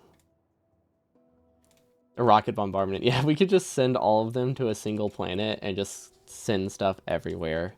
Unfortunately, these do not deal damage, which is kind of sad. I mean, it's good whenever you mess up and send a rocket to the wrong place. But they instead just litter. They don't destroy the planet, but they do litter it. But yeah, basically, this... we need a splitter, actually. I'm realizing. We need to change how this is done. We're just going to delete this whole thing. Leave the rope. Leave the power pole, because I don't know what it does. Isn't there also a space cannon? Yes, there is also a space cannon. But that is very limited and very power hungry. And also, it's very annoying to set up, because you can't really... It's not that pasteable. So rockets are very pasteable. You can just say, hey, I need this one resource. Those cannons you have to manually aim, and I didn't like doing that, so we haven't used them that consistently. And they can only do raw resources. You also can't prod mod the capsule recipe. The capsule's pretty cheap though. But that does remind. There is another thing. Eventually, you get the rocket recovery to be so high that it's pretty darn cheap to launch a rocket. The only thing you're really spending, like theoretically, I think you can recover the entire rocket or almost the entire rocket, aside from the fuel. Whereas, so eventually, space rockets become cheaper than space capsules. I think right now, for me, they're like a 1-to-1. I've only colonized, I think, planet. We have our orbit. We have the asteroid belt, so that's 2 or 3 if you count the orbit. Then we have our Kion planets. That's well, let's not count the orbit, so that makes it 3. And then we have our. This is our Vulcanite planet, and what else does it do? Vulcanite and uranium. And then we have Hera. So only like 5 to 6.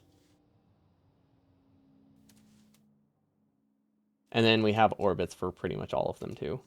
This one, it looks like we never finished, but we didn't really need anything here. Actually, what is this? Oh, we haven't. Yeah, we haven't set the recipes yet. We were gonna make a trip here, and then I realized we had to fix some stuff on our main planet before we went and did this planet. But yeah, it's clearly not working. I don't know why. What is the issue? What is the issue? It's missing crushed iridite. We're backed up on sand. Oh. Oh. Yes. That makes it. That makes it bad. Okay. What are we going to do with all this glass? I mean, okay, easiest choice right now, assuming we have an industrial furnace and some warehouses, is ignore the problem and just store the glass. These don't need to be stack inserters, although I don't think it really matters. Okay, so this will work. This will work. This will keep it running for like, it's a pretty sizable increase. This will keep it running for like 6 times as long, which is actually a lot. It's definitely not a permanent fix, but it will do the job for now. That way these run again. Sand is a very common byproduct that you get on every planet. You can turn it into landfill and then just store it, or you can use glass and send glass off of every single planet. Honestly, we should probably stop producing glass on Novice because we get so much from our other planets that I think we can rely solely off of the other planets. You just need a you need a Vegemite planet, but planetary stuff is so much more medieval evil compared to your system. What's your planetary transport stuff? Are you using the cargo system? Or sorry, cargo rockets? That's not what they're called. Delivery capsules. Are you just like launching them with a trebuchet? Because that does sound pretty medieval. It is fun though. I mean, the delivery cannons are also really cool. Is this working? I'm gonna assume these are working. I mean, there's no reason for me to assume that, but I think I'm gonna assume they're working. I also think I might do a solid field buffer somewhere. Trebuchets are cool. Just imagine making a trebuchet strong enough to launch off of the planet into another planet. You'd probably you'd probably put a hole in the ground, which would be unfortunate, but it would be worth it. Higher tier prod mods are a pain. Oh yeah, they seem like they cost a lot. And I'm assuming they just keep using more and more Vegemite. Yeah, so these use like entirely that. Ooh, okay. Well, okay, those ones don't. But you have like 8 tiers that use it. Yeah, and you pretty much need those, right? Like you have to have like tier 8 or 9 modules if you want to get your science goal. Delivery cannons to shoot only the new resources to novice orbit. That's what I was using. I just had issues I didn't have issues getting the new resources like Cryonite and Vulcanite, but I was having a lot of problems getting other stuff into orbit, so it made it that we were just constantly stalling space science, and I didn't want to deal with that.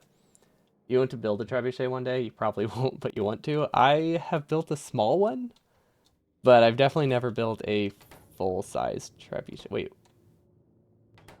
this is broken.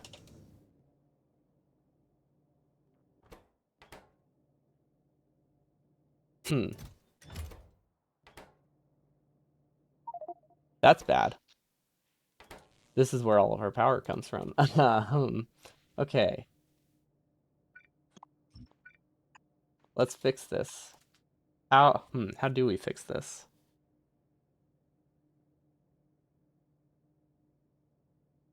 I think we could do circuit logic. Does this get... Hmm. Okay, I think I know. I know what to do. I know what to do. We take this, we disable this one if this chest is full. Enabled condition, fuel cell equals 0. If it's empty, it's disabled. There we go. That will make it that we only that will make it that we only use new 238 if we need it. There we go. Isn't it a dream of everyone to build a siege trebuchet one day? Probably. I mean, that's a great dream.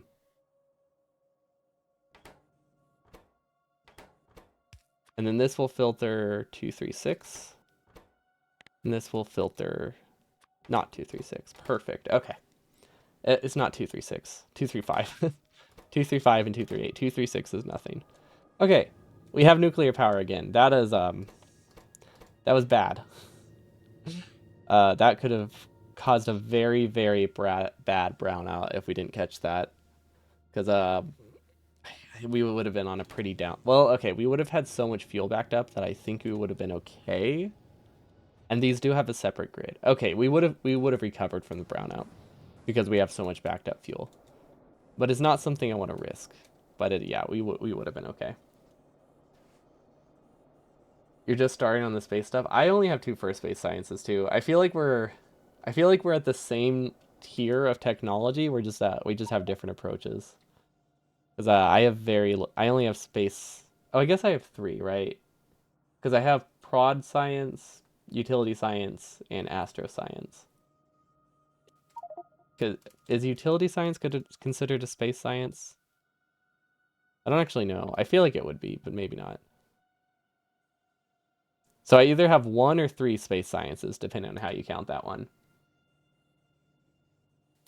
At Mars, chocolate bar on Mars. Now that is a dream. I like that. That's a fun dream. Okay, but yeah, this should work. Basically, all this logic does is make it that this only gets new stuff if this is empty.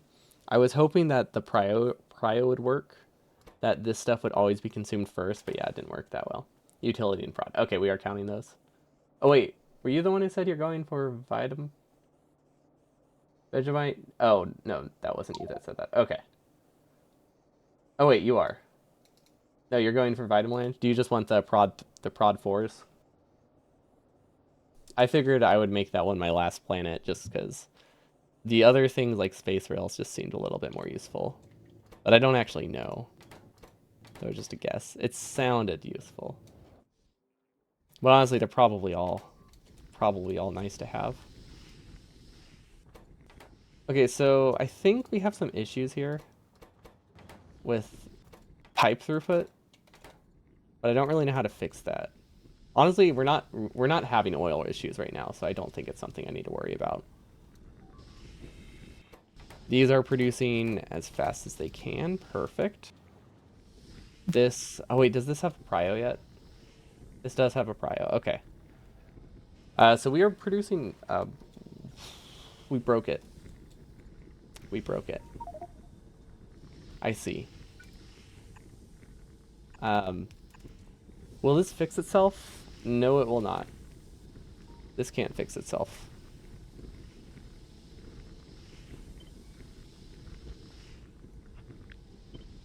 Okay, now it should fix itself. Yeah. Okay. Yeah, these are supposed to only have solid fuel in half the belt, not the whole belt. You're collecting all the resources so that you can figure out all the science stuff while sitting in orbit.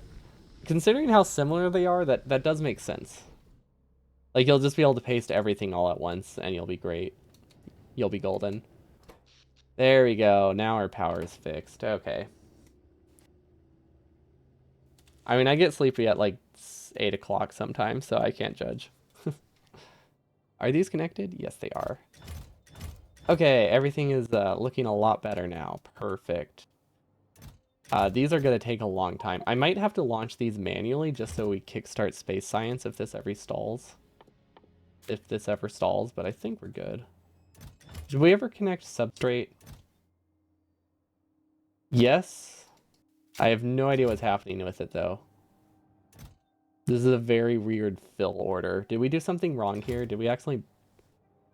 Oh, this is the one... Oh, okay, this is the one that we accidentally started filling with things it wasn't supposed to get. Oh, yeah, okay. I remember. I remember now. Yeah, this was a mistake. Okay.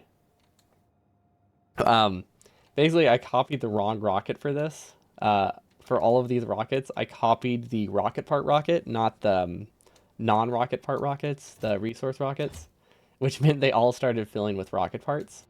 And that was bad. That was bad. Might be easier to eat a Milky Way in the Milky Way. Yo, I've done that.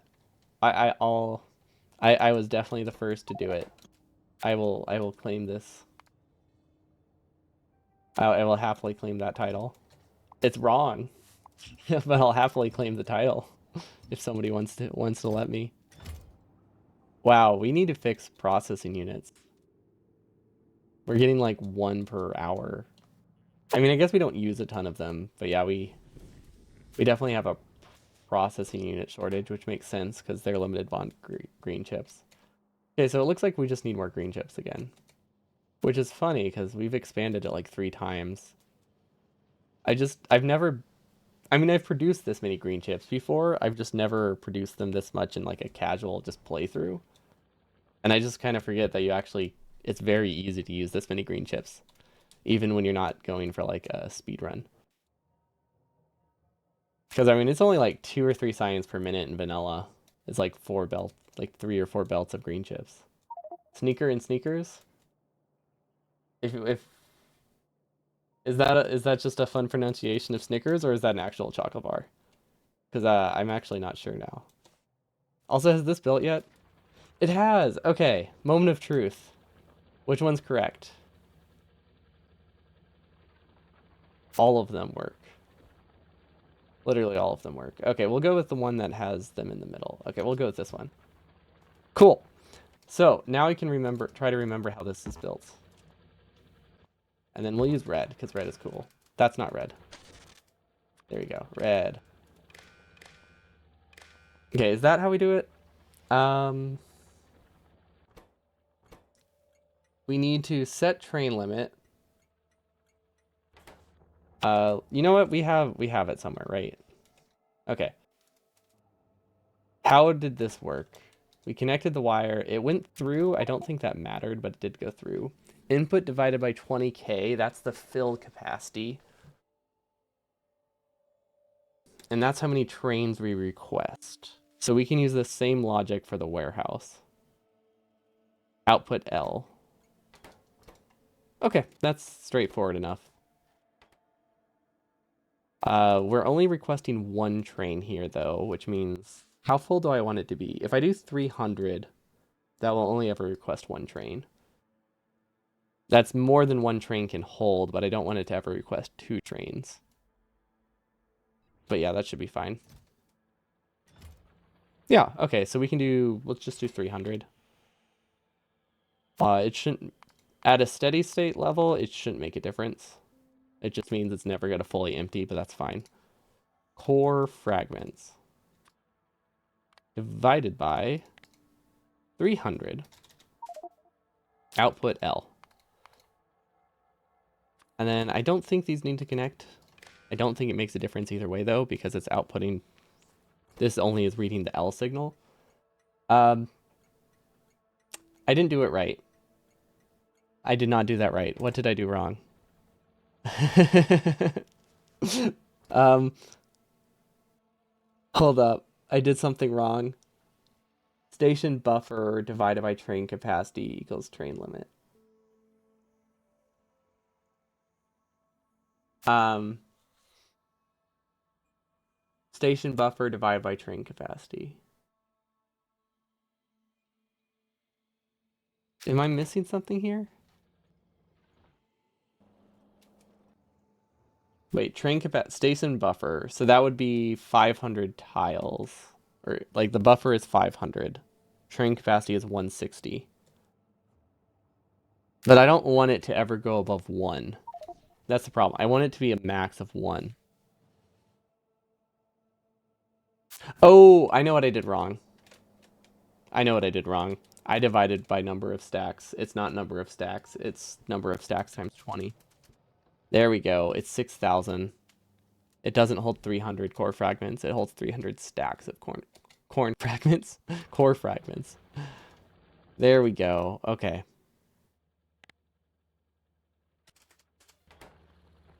There we go. Train limit is 1. Okay, perfect. I'm ignoring train capacity in this one because I don't have... I mean, technically, I could request 2 trains here. That wouldn't break things, but figured I might as well be somewhat safe for once. Okay, so this will just be called core in. Nope. No, it will not.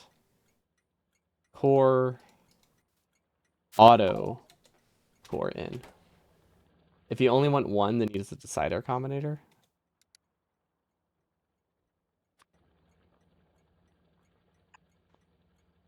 Oh, because then I could just say if greater than. Oh, good point. Right. Yeah, I think I wanted it to be dynamic, and then I realized I didn't set up any way to get 2 trains here and decided against it. But yeah, we can just do a decider combinator, huh? If greater than 160 times 20, request a train. Or output 1. That's not right. That's not right at all. 20 times 160. 3,200. Okay. Now we have to wait for that combinator, which is a bit annoying. So we output L with a value of 1. Right? Yeah, that should work. Corn. Yeah, corn is delicious. So auto core in. And then I guess we should do auto core out as well. So while that builds, let's try to figure out where auto core out goes. Also, I just realized we might have stalled a lot of stuff. Power. No, it's not called power. It's called big electric drill. Or big electric pole. There we go.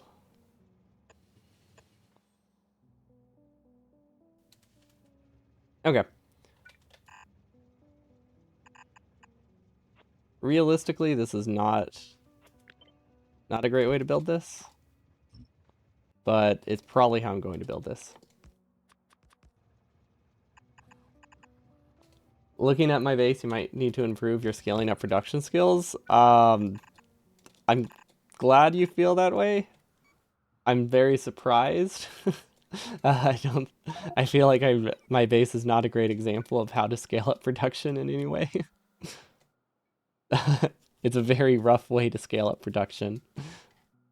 But it's definitely a way to scale up production. It's just very messy. Okay, how do I want to do this train stop? Should I output into chests? I guess it really depends. Like, outputting into chests obviously makes more sense. Actually, this works. No, that actually works pretty well. I don't even think I need this many inserters. Because these are very, very small, right? We could do like 1 chest each. Because we don't really need to unload that fast. I think my base is great. It's just so messy. It's just so hard to actually expand something. But it's just so fun. It's just such a combination of designs, you know? It's the what's it called? Melting pot? It's a melting pot of designs. The throughput is higher than I expected. That is true. Okay, does this work? Okay, this works for now.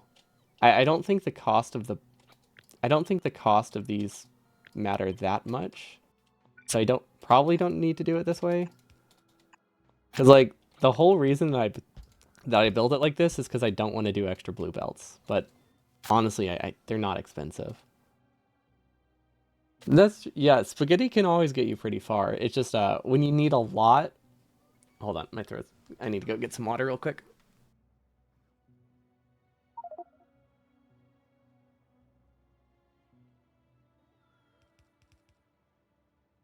It was a little bit out of reach. But yeah, it's when you do need a lot of things, it's when you need a lot of things that spaghetti is problematic. Like it's great for a lot of things. It's just when you need throughput of a lot of that. Although I guess there are some things I still only need in low throughput. Like I really just need to get a circuit factory. Like the non-space exploration things, the red chips, the blue chips, and the green chips. If I could do those in a non-spaghetti way, that's just like something I could paste somewhere on the base, I think that would solve most of my issues.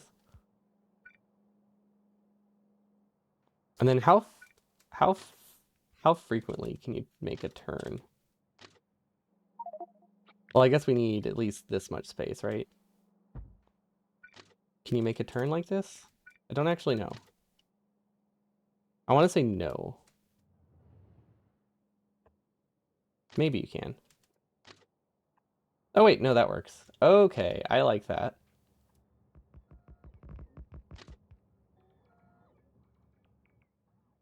Feel like those are not even. I actually don't like that. I'm going to delete that, and I'm instead going to rotate this. Or sorry, flip it.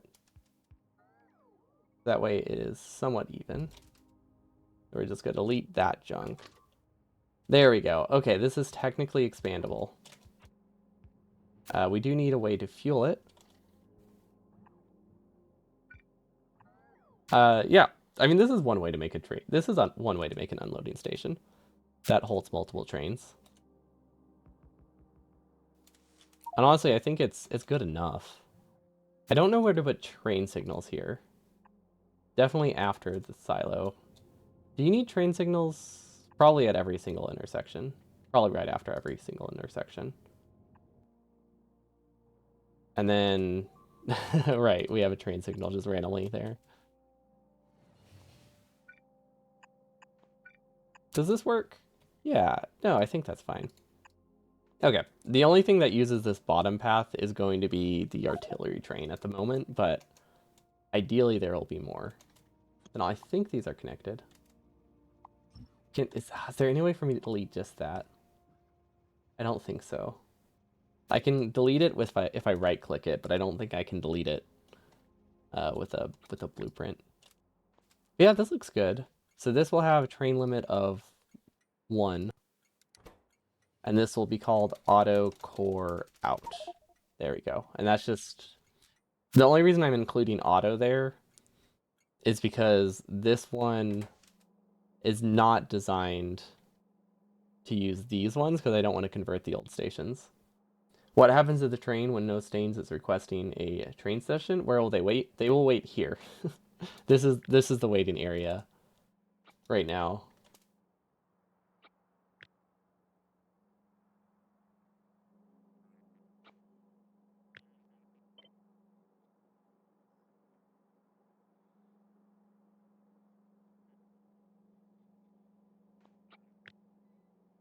Okay, we're actually gonna make a blueprint out of this and then delete what we don't need.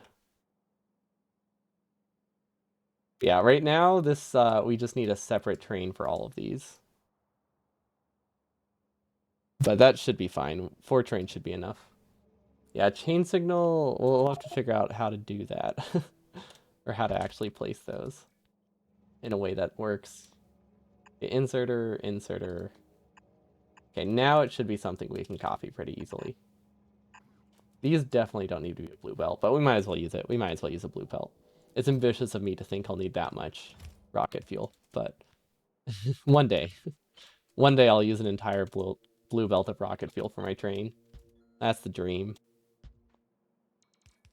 Yeah, the idea here is that we just have a bunch of different trains and we just make sure we only have 2 trains so that there's always 2 spots for them to be in. Chain signals also have a secret train splitter function. Ooh, I don't know what that means. Also, when you say train signal before the stations, what do you mean right here or before every single one? Like every single intersection here? Oh wait, you said chain signal. Which one's that? That's this one. Before the split. Before each split or before like here or every single split, I guess is the main question. Because if it's every single split, I think I need to move this. I think I need to somehow convert this to an underground. It's definitely something we can do.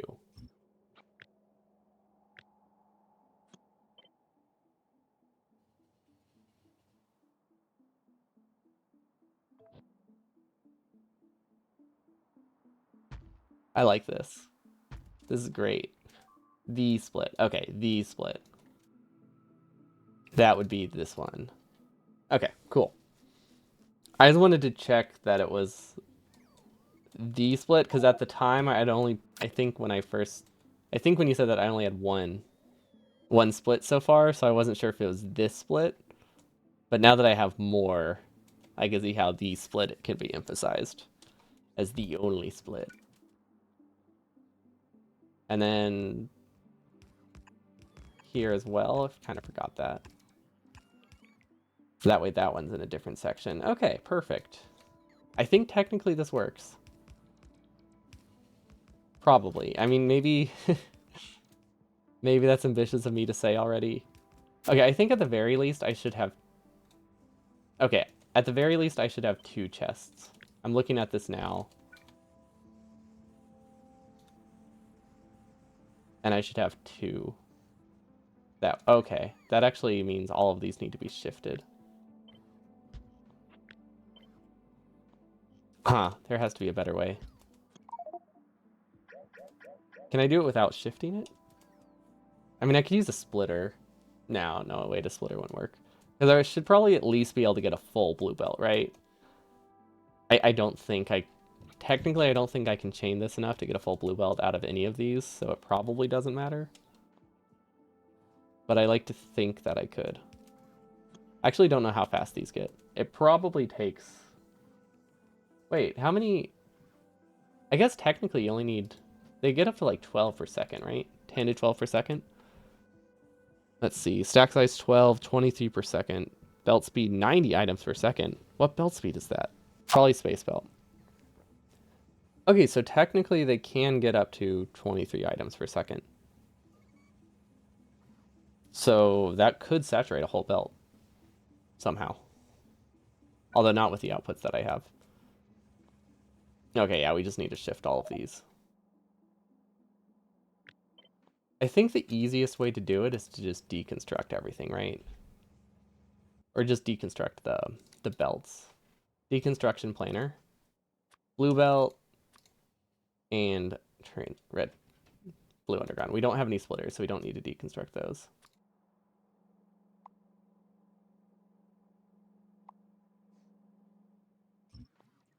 The deep space belts do 90 per second, but you need Naquium for it? I haven't even seen Naquium. That sounds like we're far away from it, so I don't need to worry about that right now for the speed. Got it.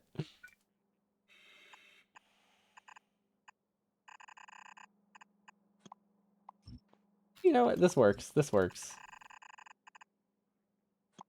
Okay. Yeah, this should be fine. Don't look at the reduction chain for it if you don't value your morale. Now I'm curious.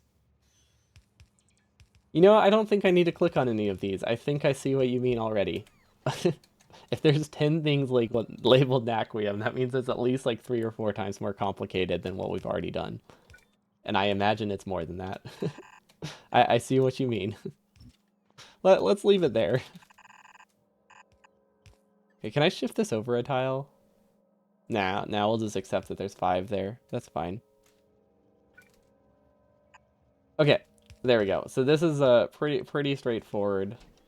Doesn't really change much. Honestly, I could sideload it at the top too. I don't think it matters. Technically, this is a little bit cheaper, and I think I like the look of it. Wait, can I just upgrade these? Oh yeah, I can just upgrade these. I was worried I was about upgrading the chest, but obviously that doesn't matter. There we go. Does this work? I think this works. Yeah.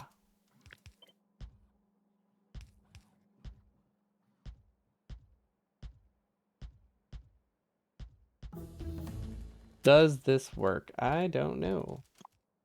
Guess we'll find out. I feel like it's fine. Yeah, no, this is perfect. This is exactly what I wanted. No, it works great. It's weird, but it works. Okay, now we need a train. And then this is a very, very simple train to set up. It just needs one thing, 2 things, core in, core out. Auto core in, auto core out. And obviously these aren't building for some reason, so we'll have to figure that out. I think they're just waiting for bots. Also, we have a lot of blinking stuff. I should probably send resources to those planets so they stop blinking at me constantly. Honestly, I don't need these buffer chests up here. But I think I'll leave them. But yeah, they're definitely unnecessary. Okay, so this needs auto core in, auto core out, full cargo, wait. And then we'll also give it a backup just in case. But realistically, I think that should be enough. I don't know how fast they fill. We have a red belt, right? So max we're gonna fill half of a red belt, which is 7.5. That's 400, no. 1600 divided by wait, how much does a train hold? A train holds 800. So max, max it takes 2 minutes to fill, really? And then auto core out is empty cargo, or like 60 seconds. Because these have more inserters. We'll just do 2 minutes, that should be fine. That's why we have 4 trains. This is exactly why we have 4 trains. And then we copy it 4 times, and we hope we did it correctly, because I don't actually know. Okay, that's red, that's a good sign. Okay, I think this is I think that works. I don't know what this chain signal does, but I appreciate the suggestion for it. I'm assuming it helps. That seems to be a fair assumption. Destination full. Is that good? I think that's a good sign. I think we wanted to say that. So we can go over here. Nope. We can not go over there because we keep exiting the map view. There we go. Now we're in the correct view. I imagine this looks horrible right now, but don't worry, it looks horrible for me too. The compression. Okay, perfect. Okay, those don't technically need to be separated. This is literally just as simple as 4 fragment in greater than 3200, I think, is what we can fit in one train. And then we output L. That should be correct, right? Let's make it an absurd number right now to make sure it works. Yep, perfect. Okay, now that train should be heading out, right? Let's check the train depot. Oh, there's not a train there anymore. That's a great sign. Activate, activate, activate. None of them are actually called core out though, so we should probably copy those. Perfect. Okay, these are just gonna blink and say destination full forever, but that's the intended design. Hopefully this actually connects. I don't know for sure. I'm assuming it makes it there eventually, but I think, let's see, we have it here, right? It has to go it has to go this far to fill up and then make its way all the way back down. We don't have any shortcuts. This is okay, this isn't going to be the fastest train by any means. Also, I'm thinking I should probably fill these out with roboports at some point because we have a lot of very random gaps. But yeah, this works great. Yeah, no, this works fine. We could speed it up with two inserters if we really wanted to. Don't think we need to worry that much about it because I think these fill fast enough. That's why we have extra trains. Because I mean, realistically, these only produce. It says 4.7 per second with productivity modules. It probably is a lot more than that. Yeah, if I had to guess, it's a lot more than that. Because I don't think that accounts for the productivity. Will your map be downloadable for blueprints in the future now? I could start uploading it if anyone's interested. I don't think it's that large, right? It's only like 200 megabytes. I could probably upload the save file. It is not available now.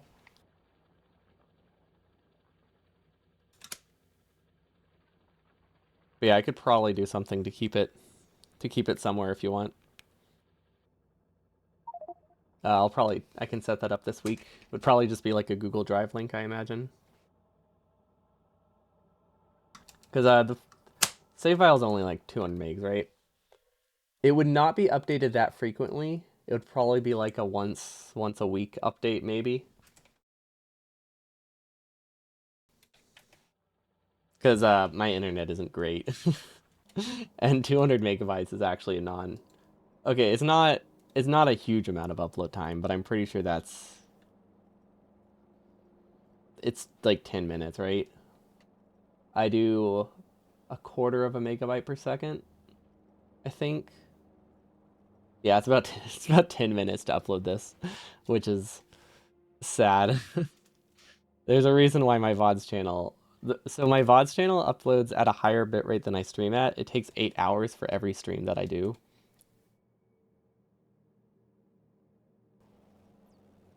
My stream is a lot lower quality than I like, but it looks fine until I do something like this. But I guess that looks bad for me too. I wish I could stream at 1080p. That's the main thing. But I have to do 10 720. Okay, what were we testing? Oh, right. We needed another core drill. Okay, so this works. Very surprising, if I'm being honest. I wasn't expecting it to work, but it works. It works great. Like this actually works really well. And now we do have this might not. Okay, I might have spoken too soon. I haven't confirmed that it works, but it probably does. So we will name this core mining. That's very specifically basic core mining. Gosh, I'm so excited for the parameters update because this could also be changed with parameters. Wait, can I make this more general? I can make this pretty general, right? Wait, I could just count any. Would that work? Um, can I make this to any or everything? Is everything a thing? Each? No, any, right? So that will output one if any resource is greater than 5,000, right? That would be a very generic way to build it. So then I could use this on other planets, which is kind of cool. I don't know if I would because other planets don't need core mining that much, but That gives me the option to. Just checking it works, though. I think that does work. Yeah. Oh, okay. Cool. Stack size will not be considered. Are the stack sizes for other fragments different, though? I assume they would all be 20, are they not? They're not all 20? Ooh. Wait. I'm very confused. Wait. Why does this say 50? And why does this say 20? No, none of them say 20. I'm very confused. Oh, that's the stack size for the resources. Okay, they all say core fragments. I was looking at the wrong spot. I'm just blind. I did not realize the stack size mod that I have that shows stack size shows it for every resource within a tooltip. I guess I haven't really looked at recipes before. Like this. Most ore recipes I look at, are just, you know, literally just the ore and nothing else. They don't produce like 30 different things. Okay, so as long as they're all 20, this should be fine then. So this will make it that I can use it for anything that uses core mining, which is really the only goal. I just want it to be able to use for any core miner. There we go. We have our, honestly, one of our, I'll probably need to make sure I move these. I'll have to sort my blueprint book this week too, if I want to upload this anywhere, because these would not be uploaded, right? These are cloud saved. These are just local.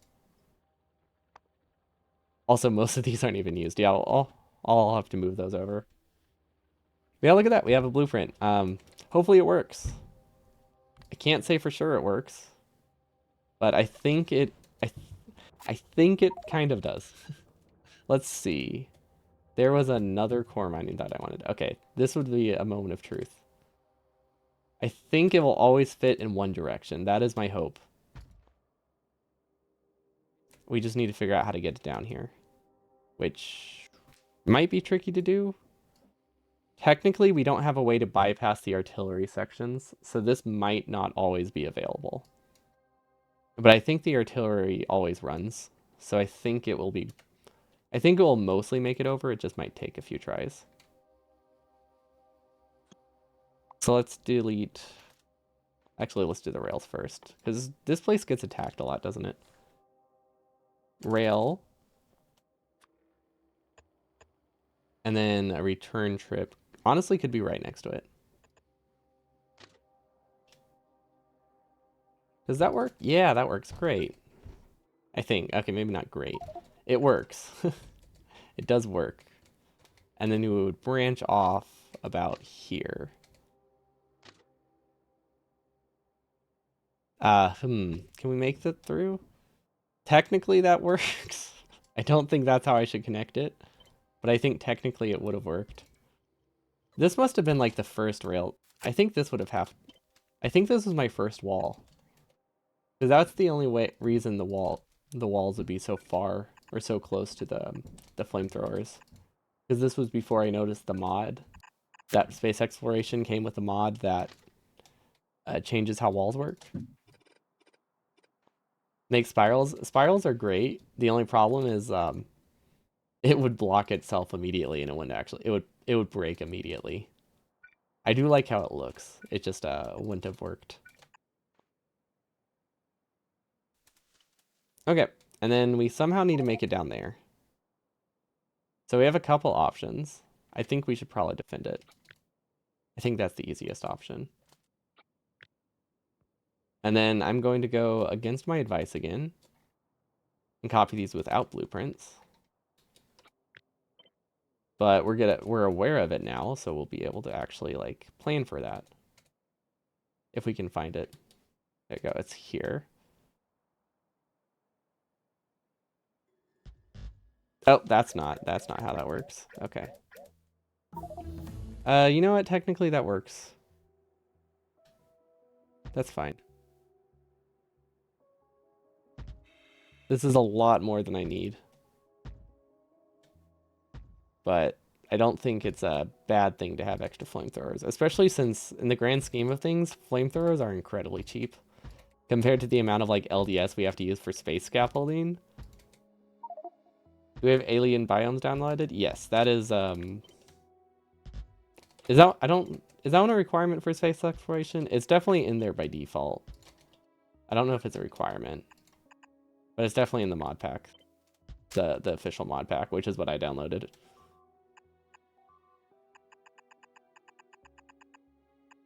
Yeah, it should have alien biomes. It is a requirement. Okay, I wasn't sure if it was just a visual thing. Yeah, we do have that one then. The thing I'm building is near shallow water. I'm pretty sure it wasn't. I definitely looked for that. I'll double check. Oh, I might have built it one tile too high. No. This is shallow water. This isn't shallow water. They shouldn't be able to run around it. Because this part right here isn't shallow. This is deep water. Or at least, yeah, this is deep water. They can run on this section. So we just need to make sure the wall goes here. And then we should be good. Yeah, I've been pretty good about double checking that before I build anything too important. I think we messed up once, but it should be good now. It will spread. What do you mean it will spread?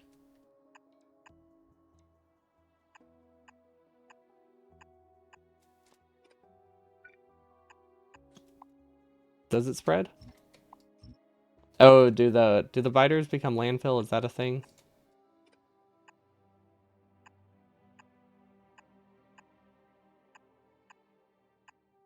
If we do, it's definitely not something that happens fast. But we can keep that in mind. Will this work? I think these should all be powered. Yeah, we'll double check, but we can do extra if we do extra laser turrets around the edge. That usually works.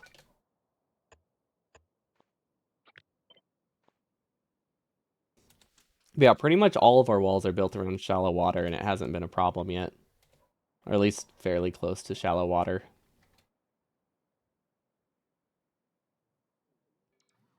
And we've been defending this corner for like 800. For the love of whatever you believe in, make a wall blueprint. There's not really a reason for me to make the wall a blueprint right now because we don't really have a standard we don't really have a standard corner that we're building. Because we're just kind of trying to do the bare minimum to get this core mining. So there isn't much I gain from a blueprint right now. Oh, that's perfect. Oh, that's exactly what I want. Yes. I like this. Oh no. How do I shift this a tile though? There we go. That works. Everything is great. I just realized we did not include that though. Where is this blueprint? Core miner. Update. Select new contents. Now it has a signal. Hello, Vego. Good evening to you as well. Wait, what just happened? I did not click on it. Why is that not working? Hello?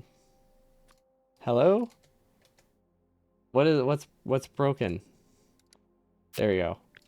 For some reason, it would not let me select contents for this blueprint. I have no idea what was wrong with it. Okay, everything should be good now. It's a... I think it's a great rail system. Okay, technically we shouldn't have any gaps. Wait, did we delete any walls to do this? I definitely didn't mean to delete any walls. There we go. Now it's fixed. Yeah, I didn't mean to delete those walls. We'll be fine because our flamethrower damage is so high, but yeah, definitely cut it a bit close there. Can we get more flamethrower damage yet? No, but we have plenty. You didn't have them there in the first place. If I didn't have them there in the first place, they weren't necessary. I wonder if I might have accidentally destroyed some cliffs then. Because there wasn't a gap here. Your favorite rail system is a narrow left-hand drive system? That sounds very scary. I don't think I could adjust to that. Yeah, it should be good now. Basically, the problem was I think this section was relying on cliffs, and I think when we pasted one of the blueprints, probably this one, it deleted the cliffs from here to here. Yeah, that must have been it, because we had left the gaps where the cliffs were. Occasionally switching to single tracks. Oh no. That sounds terrifying. You like left-hand drive because the signals are more compact? Really? It has like an impact? Is it because they go between the rails or something? As opposed to like the outside of the rails? When you do them in pairs?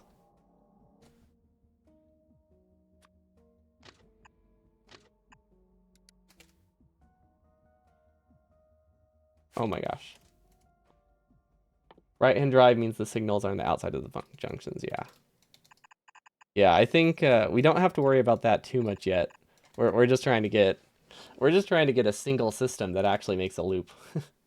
We still are in that phase before we can worry too much about what side of the train we actually what side of the track we actually go on.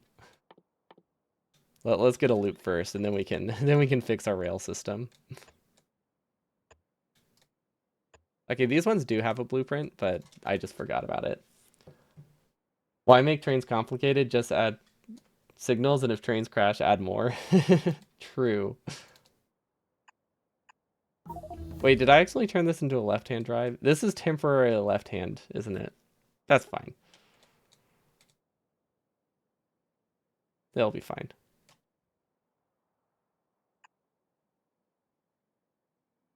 Probably. Yeah. I think it'll be okay. So hopefully we get power here before these die. This is a bit unfortunate, but technically things are okay. We'll probably lose a lot of resources. Like a lot of resources. In the process of this, if I had to guess. Because we're going to keep getting attacked. But on the bright side, we could add an artillery outpost here. You know what? I just had an idea. I don't know if it's a good idea. What if I so I want to do a timer and just send I want to send trains to my artillery outpost every so often. I don't want them to constantly go to the artillery outposts. So what I want to do is I want to enable them only occasionally. It would be very easy. But I had a really dumb idea to do it with burner inserters. And I just count how much coal there is in the system. And I just send it 5 coal, and once that 5 coal is burned, we request another train until it gets 5 more coal. So, like, the actual idea of it, the system itself is fine. It's just the way that I wanted to do it is just so dumb. Like, obviously, I can just use a timer, but just that idea that doing it that way is just so stupid that I kind of want to do it that way. I have no reason to, but it would be so great.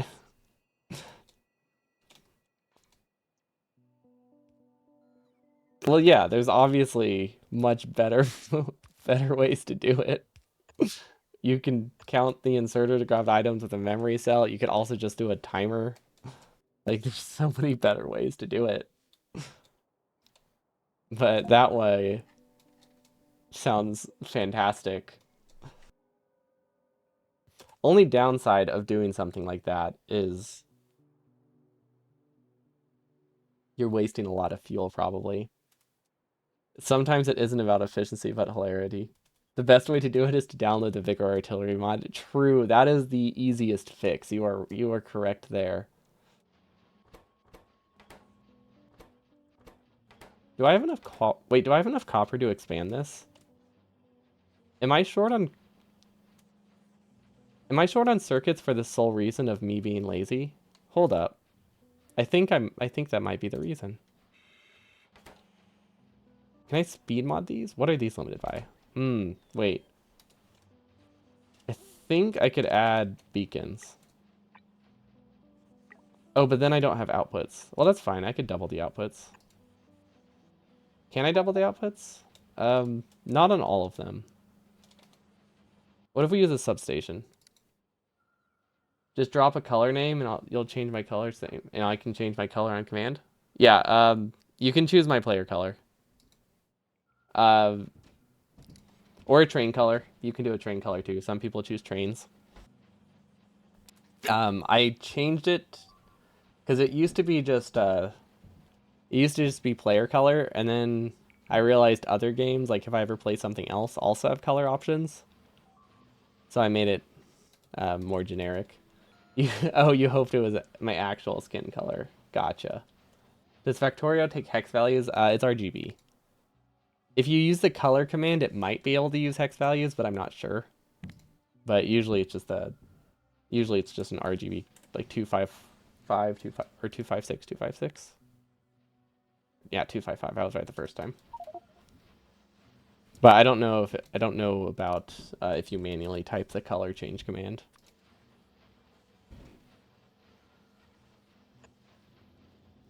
Okay, substation should help a lot here.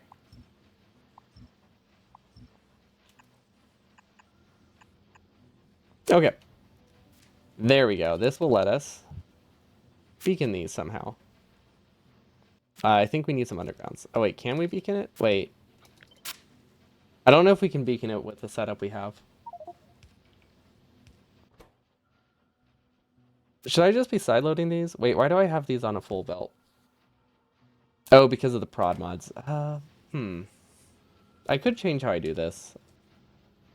I need to get more throughput here, but this doesn't work. If I put a space here, that could work. But the issue is if I do this, I don't have as much output from every third. Oh yeah, that doesn't work at all. Was it already redeemed? Not recently. Is it not available? Give me drip. I don't think it's been redeemed. Not recently. Not for a few days at least.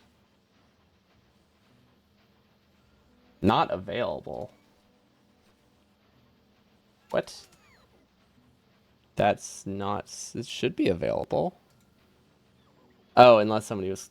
Was it you using it right now? Was it just delay? Okay, that makes a lot more sense. Wait, I made that the wrong way. There we go. We'll look at the pink once I get these beacons placed.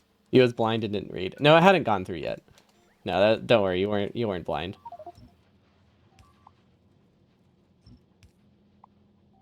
I think it was just in the process of being used or being weird. It could have just been Twitch being weird.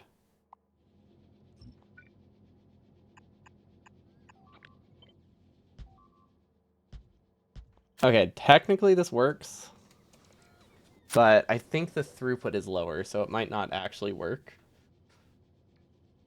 But I don't really see another great alternative. Let's see, what else can I do?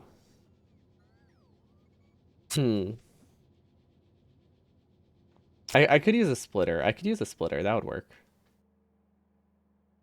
It was available, you just didn't realize the drip command for is that. Ah, gotcha. Which one wasn't available? Do I have another one that's not working? Because all of them, everything I have should be available right now, unless I messed up one of the requests for something. Gotcha, gotcha. Okay. Wasn't sure because I have been changing a couple of the frequencies recently. Mostly with the melon game one. So I wasn't sure. There was a good chance I had broken it. Okay, there we go. This should work.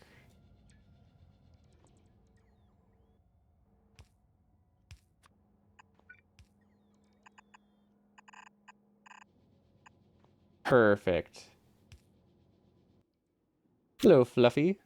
I had a toaster remote. Nice. I like it.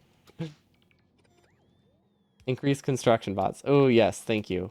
They are actually very much lacking.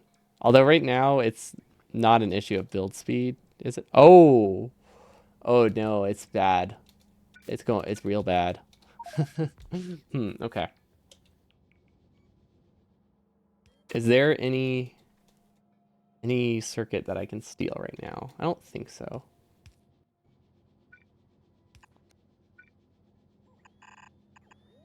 Okay, this technically works.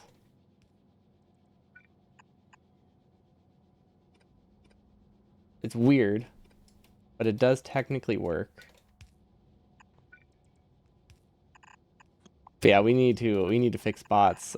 Basically, our every time bots go to fix, every time bots go to fix something, um, they die from the acid because you can't tell them to not fix it immediately. So they go to fix it while there's still acid on the ground, and then I lose like 50 bots every time biters attack me.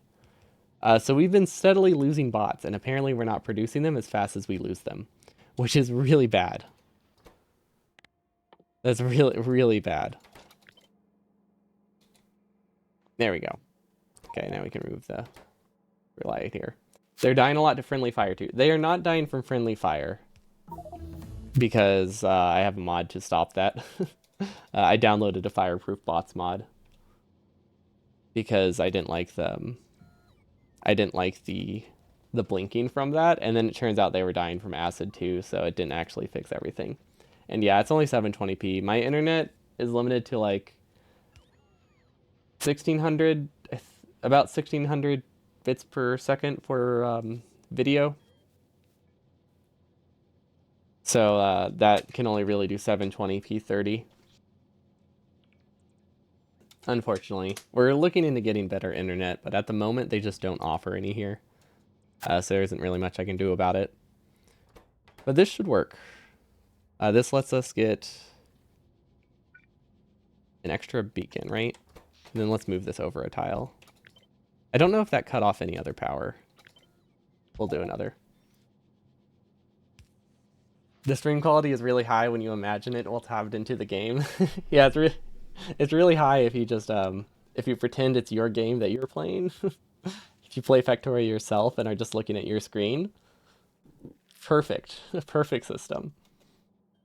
Okay, hopefully this does fix things. It's just going to take a while to do it because we have had a steady drop in bots. Yeah, someone said something about ship bots in. Yeah, the thing is we're not producing bots anywhere. This is our only bot production. So what can we do? What can we do about that? What are our options? Does the beacon on the right reaching all the assemblers already? It's only reaching the right side of the assemblers. It can't reach through the assemblers. I don't have the extra wide ones yet. Yeah, it's barely producing. This is basically a handcrafted bots thing. We're just handcrafting bots at this point in time, effectively. Honestly, we would be faster if we handcrafted them. Obviously, the issue seems to be batteries. Oh, okay, so our fix for batteries didn't fix it. That doesn't help. We can also do this. Actually, we could do this since we're kind of desperate for bots right now. That definitely will help. We don't need more accumulators. What are accumulators being used for? What? Wait, is there a recipe that uses accumulators for something? I mean, this does, but this hasn't launched in ages. Read the bot statistics from Roboport? That's what we're doing. Um, that's how we control how many bots we have. It's just the issue right now is that they're kind of broken, or that they're not producing enough. Like, we just don't get enough. We don't get enough of these things, which makes sense. Looking at it now, it's very broken. Okay, so I have an idea. And it's just called using a splitter. which is a brilliant plan. And all this will do is make it that only half of the battery, only half of the half of the batteries can go towards here. So we just delete this. We replace this with an underground. And there we go. Now only half the batteries can go towards meteor defenses. A very easy fix. I think they're on the wrong side of the belt, though. I'm pretty sure they have to be on this side of the belt. Yeah. Yeah, our production, when we set up the meteor defense, when we set up the meteor defenses initially, we didn't have a buffer chest. We only ever had like 200 meteor defenses at any given point. But now we started producing them constantly to send to other planets in batches of like 1,000. So when we set that up, we just made it that we can't support it with the amount of batteries that were going towards it. And since that has priority over bots, it completely stalls the entirety of bot production. So it should be good now. And then we're also a bit low on whatever these are called. I think they're just called big electric engines. So we should just be able to put a module or a... Ooh, we don't need it to be that fast, do we? We might as well. We might as well make it that fast. And then we'll do another one here. Okay, so hopefully those are powered. Why is my base so compact? Because we're using belts and spaghetti, so we just kind of put things wherever we can. It's not good, but it is fun. I will give it that. But it's not... It's very hard to expand things, but it's so fun that it's worth it. It's good in the sense that I'm enjoying it, though. That's the important thing. You see pipes? Yeah, this isn't a no pipe run. This is just my casual space exploration file. Yeah, if you have a giant centralized train, that helps a whole lot with compactness. Also, why are these not assembler 3s? Also, why do those have modules? The wrong kind of modules in them. There's a lot of problems here. A lot of ways we can fix bots. It wouldn't be bad idea to alt-D my entire base. We are committed to keeping spaghetti on Novice. Well, other planets will be made much more cleanly, but Novice is going to be as spaghetti as we can get it. No trains, no... I imagine there's belts in it. It just largely trains going between the things. Then do better spaghetti? There's no need to insult my spaghetti. My spaghetti is great. It's very fun. There isn't such a... Honestly, the messier the spaghetti, the better spaghetti. So I say this is as good as it could be. But we could definitely make it better if you want. Like we can add more crisscrossy belts if that's what you're requesting. That's always on the table. Okay, cool. Now we're iron limited. That's awesome, honestly. Which, you know, normally that's not a good thing, but that means we're not limited by battery assembling speed anymore. So hopefully that helps at least a decent amount. We could do prod 3s and batteries if we really wanted to. That would also help a bit. So yeah, I saw something blink saying we were low in storage at some point. You should do another entire space exploration without belts or pipes. Space exploration is my casual, fun, relaxing thing. There are no plans to do any meme run content with a giant overhaul mod at the moment.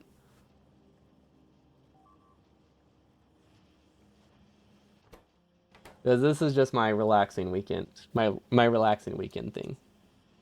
Maybe if I get desperate for ideas, but at the moment, I think we have at least like a year or two before we have to worry about that. We do have to figure out how to get iron over here. I think the issue is just that it's one red belt, right? Oh yeah, that's fixable. Not anymore. Fair.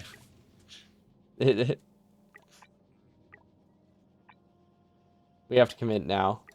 We have to turn it into as messy of a run as we can. It has been demanded. This is such a weird way that I'm getting iron over here, but I mean, it does the job. Okay, that should give me iron for batteries. Okay, copper is also limiting. Copper, though, I don't know why that one's limiting so hard. Oh, there's like a single yellow belt here that's making it that it can't get a full belt through. Okay, that would do it. That would definitely do it. Okay, there should be enough iron. There should be enough copper here that it can make it. Yeah, I think copper production is fine. Okay, hopefully that increases our bot production. Is there... There's a consumption. I'm assuming there's not a graph to track bot deaths. But if we look over the past 10 minutes, we didn't produce any for a while. And now we're producing them again. Okay, so we should be good on bots. Like, it should be increasing at least. Of course, now it's not getting green chips. So that's a whole other can of worms. Because the kills count? Does that count non-player kills though? Because if they're not for me.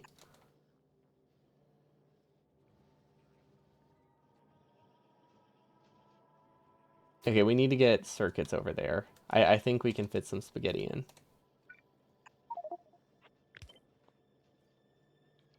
Some bots aren't working. Well, that's because we haven't connected green chips yet.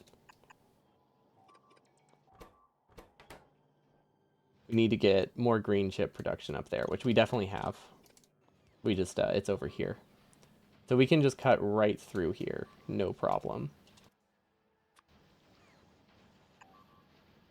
We're also, we have to do really short fixes right now. We can't take on a project to do actual expansions because we don't have bots.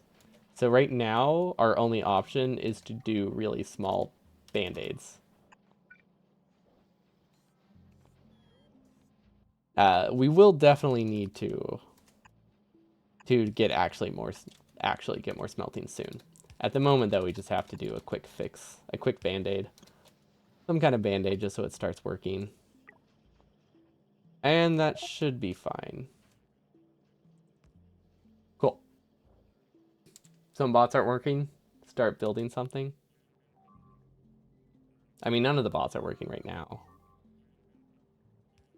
I just need to make sure they're producing though before I do something, because we've lost like 50 bots. Shocking. Okay, let's look at kills. Yeah, kills, I don't think will really track anything, will it? Oh wait, no, it does. We have lost 100 bots this hour. And 1,000 bots in the past 10 hours. But in the past 10 hours, we have only produced 600. Ah, so we have lost a total of 400 bots. Yikes. But there we go, it's working again. Oh, this is very nice. Oh, this is so much nicer. Okay, and then we can use the inserts module thing to give them more prod 2, so that way they produce them a little cheaper. This Roboport, if I can move this, that would be great, but there isn't a great way to do that.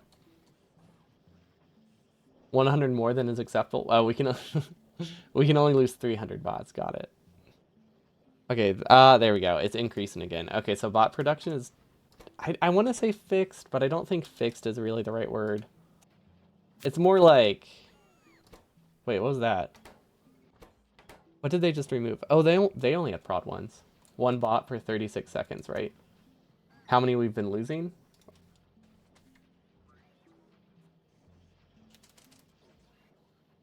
I'm not sure. Yeah, yeah. Well, that's how many died. The net loss, I guess, would have been more like one bot per 2 minutes, which makes sense if we've been having that loss for a total of like 10 hours just gradually. That's like one bot every 2 minutes just fully lost. But look at that. The number is, I think, going up. I honestly can't say for sure. I think we need to figure out the defenses. I don't, honestly, I don't know the fix for that. Aside from more artillery range, like if we send artillery outside of the network or outside of our base to get rid of the close bases, but there isn't really a fix for bots dying from repairs. other than just preventing damage. Like maybe if we did a dragon teeth sort of thing. I've heard those are decent. I don't know how well they work for behemoths though. But maybe if we set up dragon teeth, so that way instead of attacking, they just try to go through and then they burn. That's an option. Tank and spend 2 hours killing bugs. It would be way more than 2 hours. Yeah, we could remove repair packs from the network. Um, honestly, that's not a terrible plan.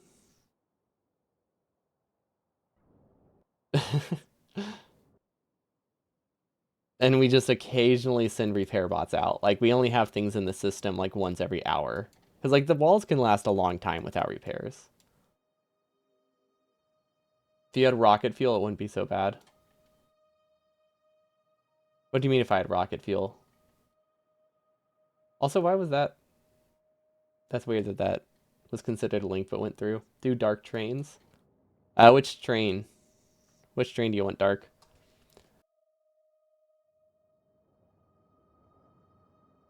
More DPS. I guess, yeah, I always just assumed that the problem was spitters, but I guess it is actually biters. But there's like so much lead time with the flamethrowers. We could just do this. Does this fix it?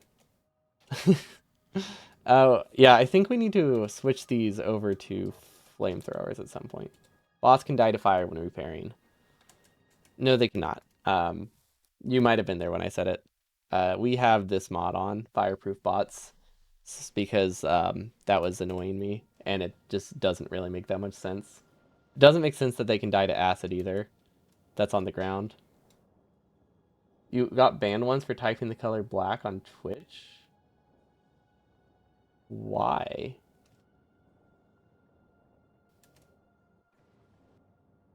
I mean, if it was a very strong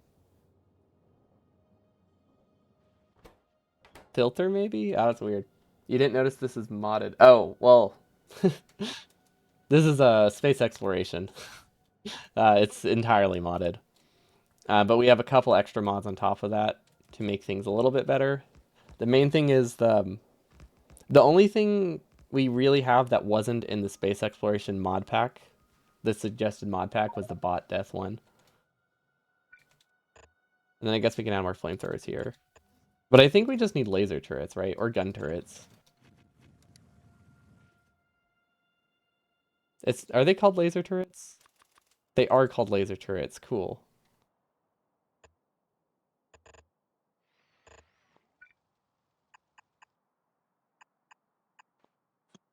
Hmm. No, wait, let's not delete that one. Let's delete this one.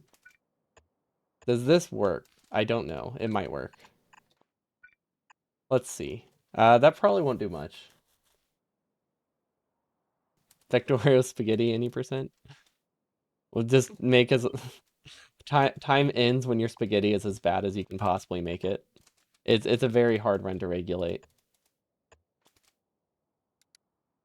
Substations. Let's see where are those at. Wow, if I made it one tile would higher, it would have been great, easier to connect. Okay, it's a race to 0 UPS. This is the new 100% run. Actually, I wonder what would be I wonder what would be worse. Do you think you could get to 0 UPS in space exploration or 100% easier? Because on the one hand, this is a lot slower to start, but once you can start scanning planets, I feel like you're just going to tank your UPS when you're registering like 50 planets at once.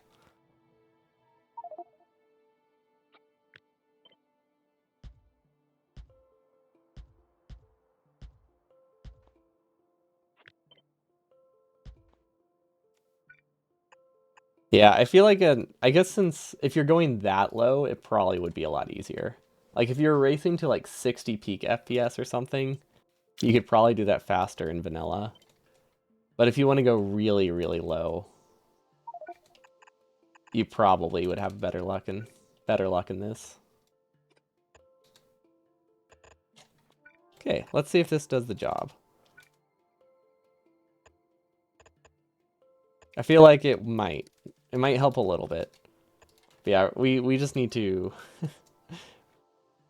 I think yeah, we do need more UPS or DPS. Sorry, not UPS. Although I don't really know where we're losing most of the bots.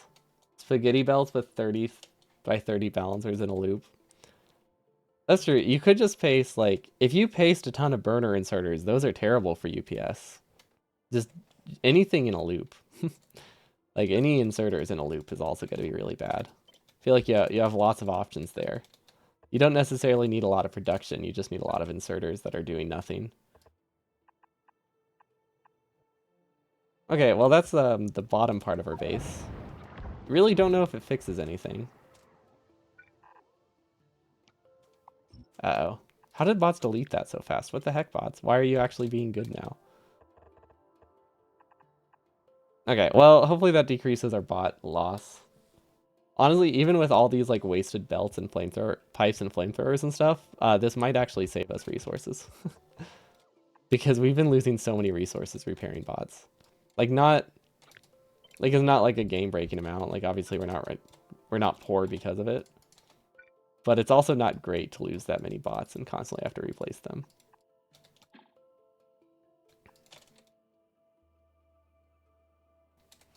And then what else? We got that corner. Okay, so we got that wall. This one is actually not getting attacked too badly. Although we're gonna do some manual expansions here just to keep it a little bit healthier. Just some lazy laser turret defense. And then we can probably just copy this, right? Look at that, it's copyable. We have a blueprint. A very, very messy blueprint, but a blueprint nonetheless. This actually isn't getting attacked that bad. But we'll do another row of flamethrowers. Then, actually this isn't getting attacked bad at all. But that will work. So will that. Where else is getting attacked? Here. Anywhere I see corpses, I'm just pasting this set of flamethrowers and hoping it works. Because it seems to do the job. We're not really getting attacked on other planets. Oh my gosh. I feel like a lot of our losses are probably up here, huh? I didn't realize up here was so bad. So we could do laser turrets. Yeah, that'll work. Yeah, perfect. Okay, hopefully that helps. I think we also are probably losing a lot of bots repairing turrets, but I don't think it's too bad. This must have been a pretty early wall though. Like looking at it, we don't have that many walls here that were built this close, except in the very beginning. Because when we started, I didn't realize I didn't realize this had the mod that made it that bots couldn't shoot over walls. So I was actually leaving the gaps to start with. But once I realized I had that, things got a lot simpler and we were able to make things farther away. Okay, does this work? Yes. Although those aren't really getting attacked. Although it's hard to say. You just killed all the fighters on the first two colonies, the third was already peaceful. Oh, colonies as in like new planets. Yeah, our other planets are very peaceful. Novice, I'm really hoping to eventually just get rid of all the biters. That's just a little bit too far away at the moment. Okay, is this getting attacked? Yes, okay. That should fix it. I didn't realize so many of our damages were coming from regular biters, to be honest. I just assumed they were splitters. I'll probably be wrapping up fairly soon, actually. I'm just noticing the time. I've been streaming for like 3 hours. It's been fun, but I can't go that much past 2 hours, 3 hours. I usually end up regretting it. It does not sit well with me. They only had a radius of 507. Novice is something like 7,000. Yeah, that's a much smaller area. I just made sure to only go to planets that were already peaceful, that only had Be meteor miters, meteor biters. Yeah, hopefully the shallow water doesn't come to bite me. It hasn't been a problem yet. Obviously, that doesn't mean it will never be a problem. But this has been like defending for like 50 hours and it hasn't really expanded the shallows yet. So we're at least probably good for a while. Of course, if it breaks, it's going to be very sudden. We're just going to have a lot of blinking. Maybe I should put some backup turrets somewhere. Don't know where, but backup turrets somewhere would probably be a good idea. Will that work? Is there a safe way to attach this? Yes, it's weird, but I'm trying not to break the line I currently have while setting these up. Because trading defenses for no defenses temporarily is very scary. These are not connected to power. How did we miss that? That was so close. It could have been connected on either side and we missed it. Never played this game before, wondering where to find it, and is it worth it? Most people just buy it through Steam. You can also buy it directly from their website. I don't know if there's any reason to do that. I'm not sure. I know you can download the game from their website using a portable executable, like a zip file. Yeah, Steam. I think the only online source is Steam. I can't imagine it's on like Epic Games. Let's see. Yeah, I'm assuming it's just on the Steam, but you can also buy it directly from their website.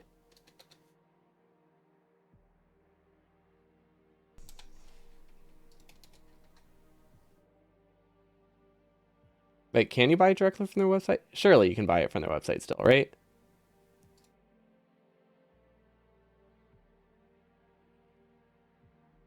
How big is my pollution cloud? Is manually artillerying the biters worth it to push them outside of your cloud?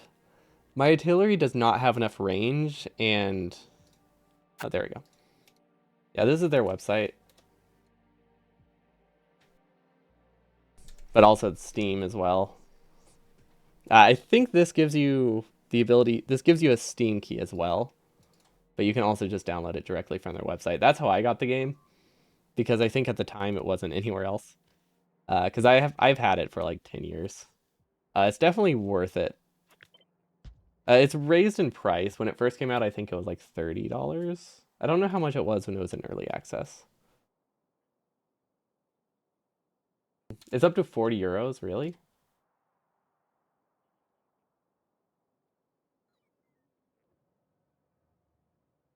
How big is my pollution cloud? So the issue with pollution goes this far. My artillery only goes like this far. Manual aiming might help, but the thing is, the only reason it's only going this far is because it's getting absorbed by biters. So if I artillery it, it just goes to the next base. Yeah, they don't have any plans for it to ever go on sale. But it's a very fun game. A lot of people have... Wait, what is this train? A lot of people have put like thousands of hours into it. Realistically, if you just do like one playthrough of it, it's probably going to be like 50 to 100 hours, I think is what most people's like first rocket is, which is still a decent amount of time. It was on sale in August. I doubt it, unless it was somewhere else, but the game has never had a sale. They've announced pretty clearly that they'll never, like very bluntly, that they never have a plan to put it on sale.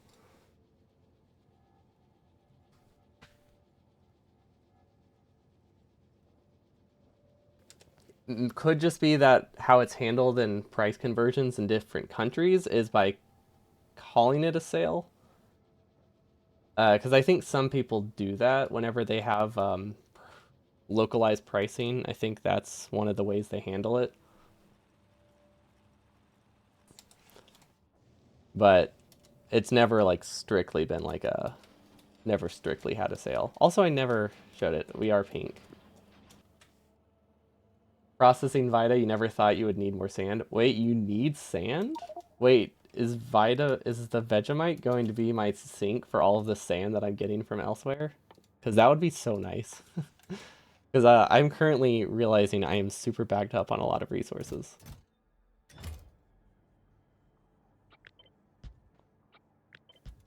Also, these are... Somehow red chips are producing way faster than this can input, which is really weird. Or it could just be... Or it's producing almost exactly as fast as it's filling, so it looks like it's backed up. You're short on stand and you're rocketing in stone. Yeah, that makes sense. That's a lot more dense. I'm just surprised you can't find enough from other things. This doesn't work, does it? Where is this train right now? Did we break the train? Oh no, did we break a train? I feel like we broke a train. Waiting at core out. Standing at core out. Destination full. Core out. Okay. Wait. Oh no, it's still working. We just only have one thing here. You have overproduction of stone, so you're just bringing it in. The inserter is limited by the slow belt. I don't think we have enough stack size upgrades at the moment. Unless we have more than I thought. I thought we were like only had 6. Maybe we have more.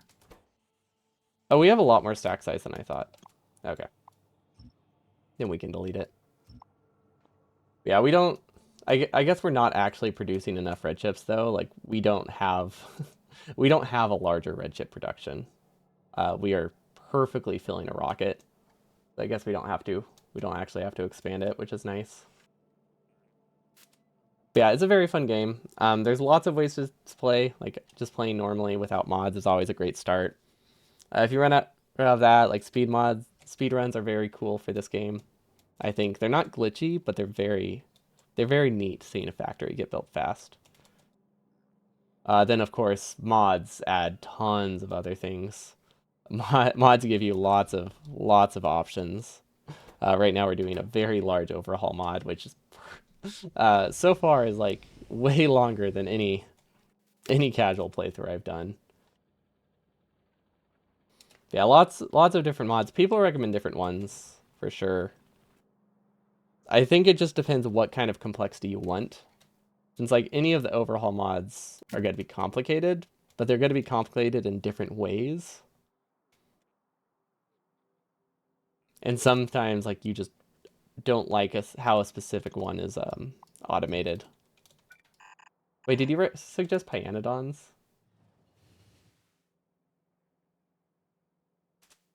Isn't that like really large, or am I confusing that with Niles? The exploration takes on average 30 hours. Yeah, and Factorio takes on average like 50, so it's like much larger than base Factorio. And then the game will have actual DLC at some point, like in the next 100 hours. Yeah, I don't know. Uh, on average 300 hours. That sounds... I guess it depends how you play, for sure. And how much time you spend messing around. I've never actually heard of someone beat space exploration. I've only ever seen people go for like arbitrary science goals. I don't actually know what the win condition is, honestly. I know there's a secret one that's way faster. But yeah, I do play a lot of games. Factorio's for the most part, Factorio is the only one I stream. Also, I need to see where my bottlenecks are, but Factorio is the only game I tend to stream. Thursdays, I occasionally do stream a non-Factorio game. I think I'll be doing Dice and Sphere Program this week. Because I've been meaning to do that for a while, but keep forgetting. Especially since they have the update now. I guess the issue with Factorio with space exploration is if you play it half as slow as someone else, your win difference is going to be like 300 hours. It's not going to be a difference of like 50 hours like base game. It's going to be the difference between like 300 hours. Okay, I think these were just inserter limited, so this should help. I didn't realize that was what the bottleneck was. Also, we could probably speed mod the top one. Yeah, I like playing factory games occasionally. Although off stream, I don't tend to play many of those. Mostly because I stream them like 15, 20 hours a week. But I play a lot of RPGs and platformers. Like, I really like 3D platformers. I've gone into them this year. I played a whole lot of Mario, that's for sure. See, can I fix these? No, I think these are doing fine. 50 hours in base game still can be big. 2 versus 52. Well, yeah, if you're comparing it to the speed run. But I was thinking like, casually beating the game in 50 hours versus casually beating it like 100. Because I think if you look on like how long to beat, a lot of people like report as like 50 hours for their first rocket is pretty typical.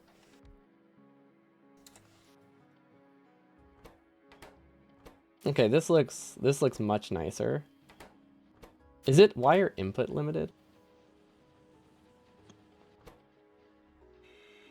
Okay, I think I just need more inserters, which is weird.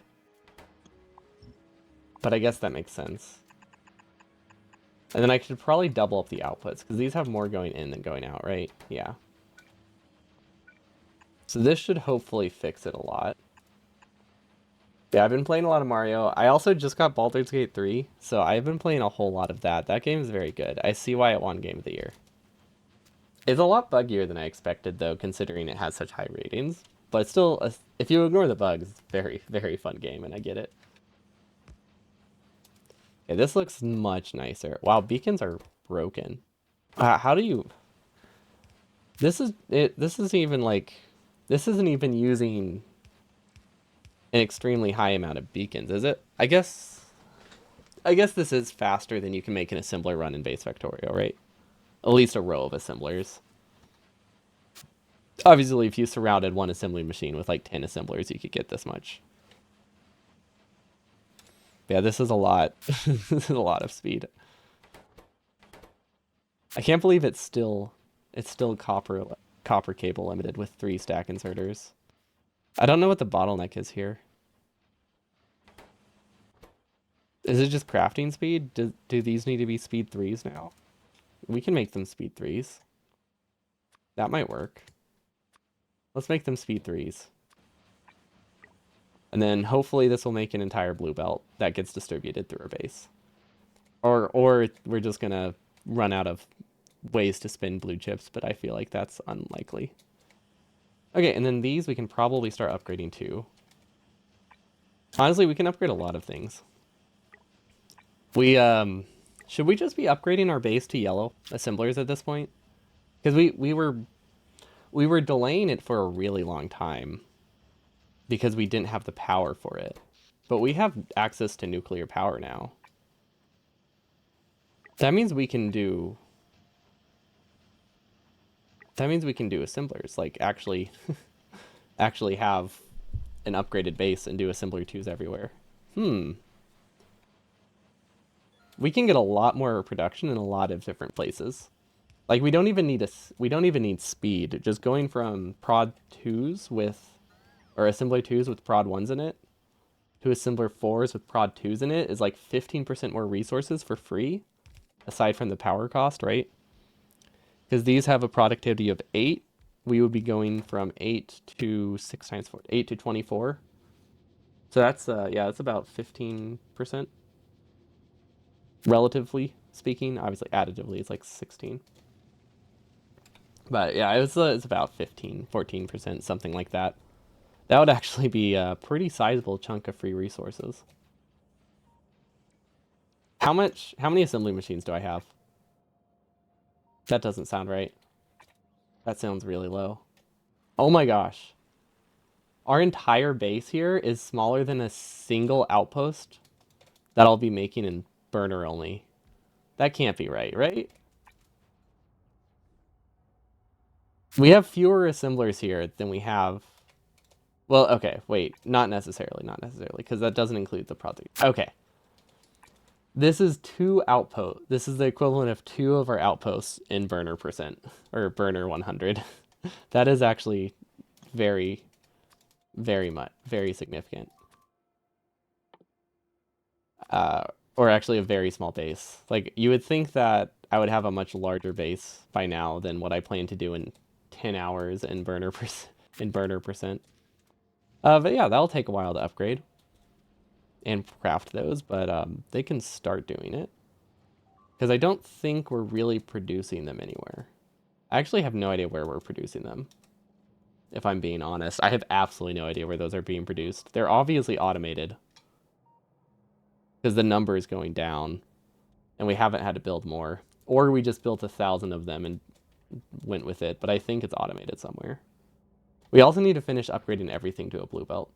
Current save time, we're about 100 hours, 115 hours into this run. Although we haven't been trying to like do anything too crazy with this. We're just kind of like this is the weekends for this have just been relaxing space exploration stuff, messing around, having a good time. So definitely have not been trying to go fast. I've also just been learning. I've spent a lot of time learning about trains and circuits because I've never really delved into those in vanilla Factorio. So finally took a mod to push me into them, and boy was I there are a lot that I wasn't expecting. Ah, that explains why this never worked. Oh, but look at this. Honestly, this warehouse system, I actually really like this for the core mining. This is a really fun way to set up core mining. I don't know, there's just something very simple about it, and I could probably set it up in a way that it's like a two-headed train, but that sounds above my intelligence level. So we won't worry about that yet. But yeah, look at that. We have two outposts here that these trains can be sent to. It takes a really long time for it to get there. Wait, is that a different train? Yeah, it takes a really long time for the train to get there. For some reason. Actually, wait, what's the problem? Did we never finish placing signals? Is there one signal? Oh my gosh. Oh no, this is all one color. Oh, we didn't place any signals on this section. So yeah, we still have a lot of stuff to learn about trains. That's for sure. A lot. We have one train signal on this entire like that was like a 300 tile track. Oh, that's great. And then I don't know which direction this goes.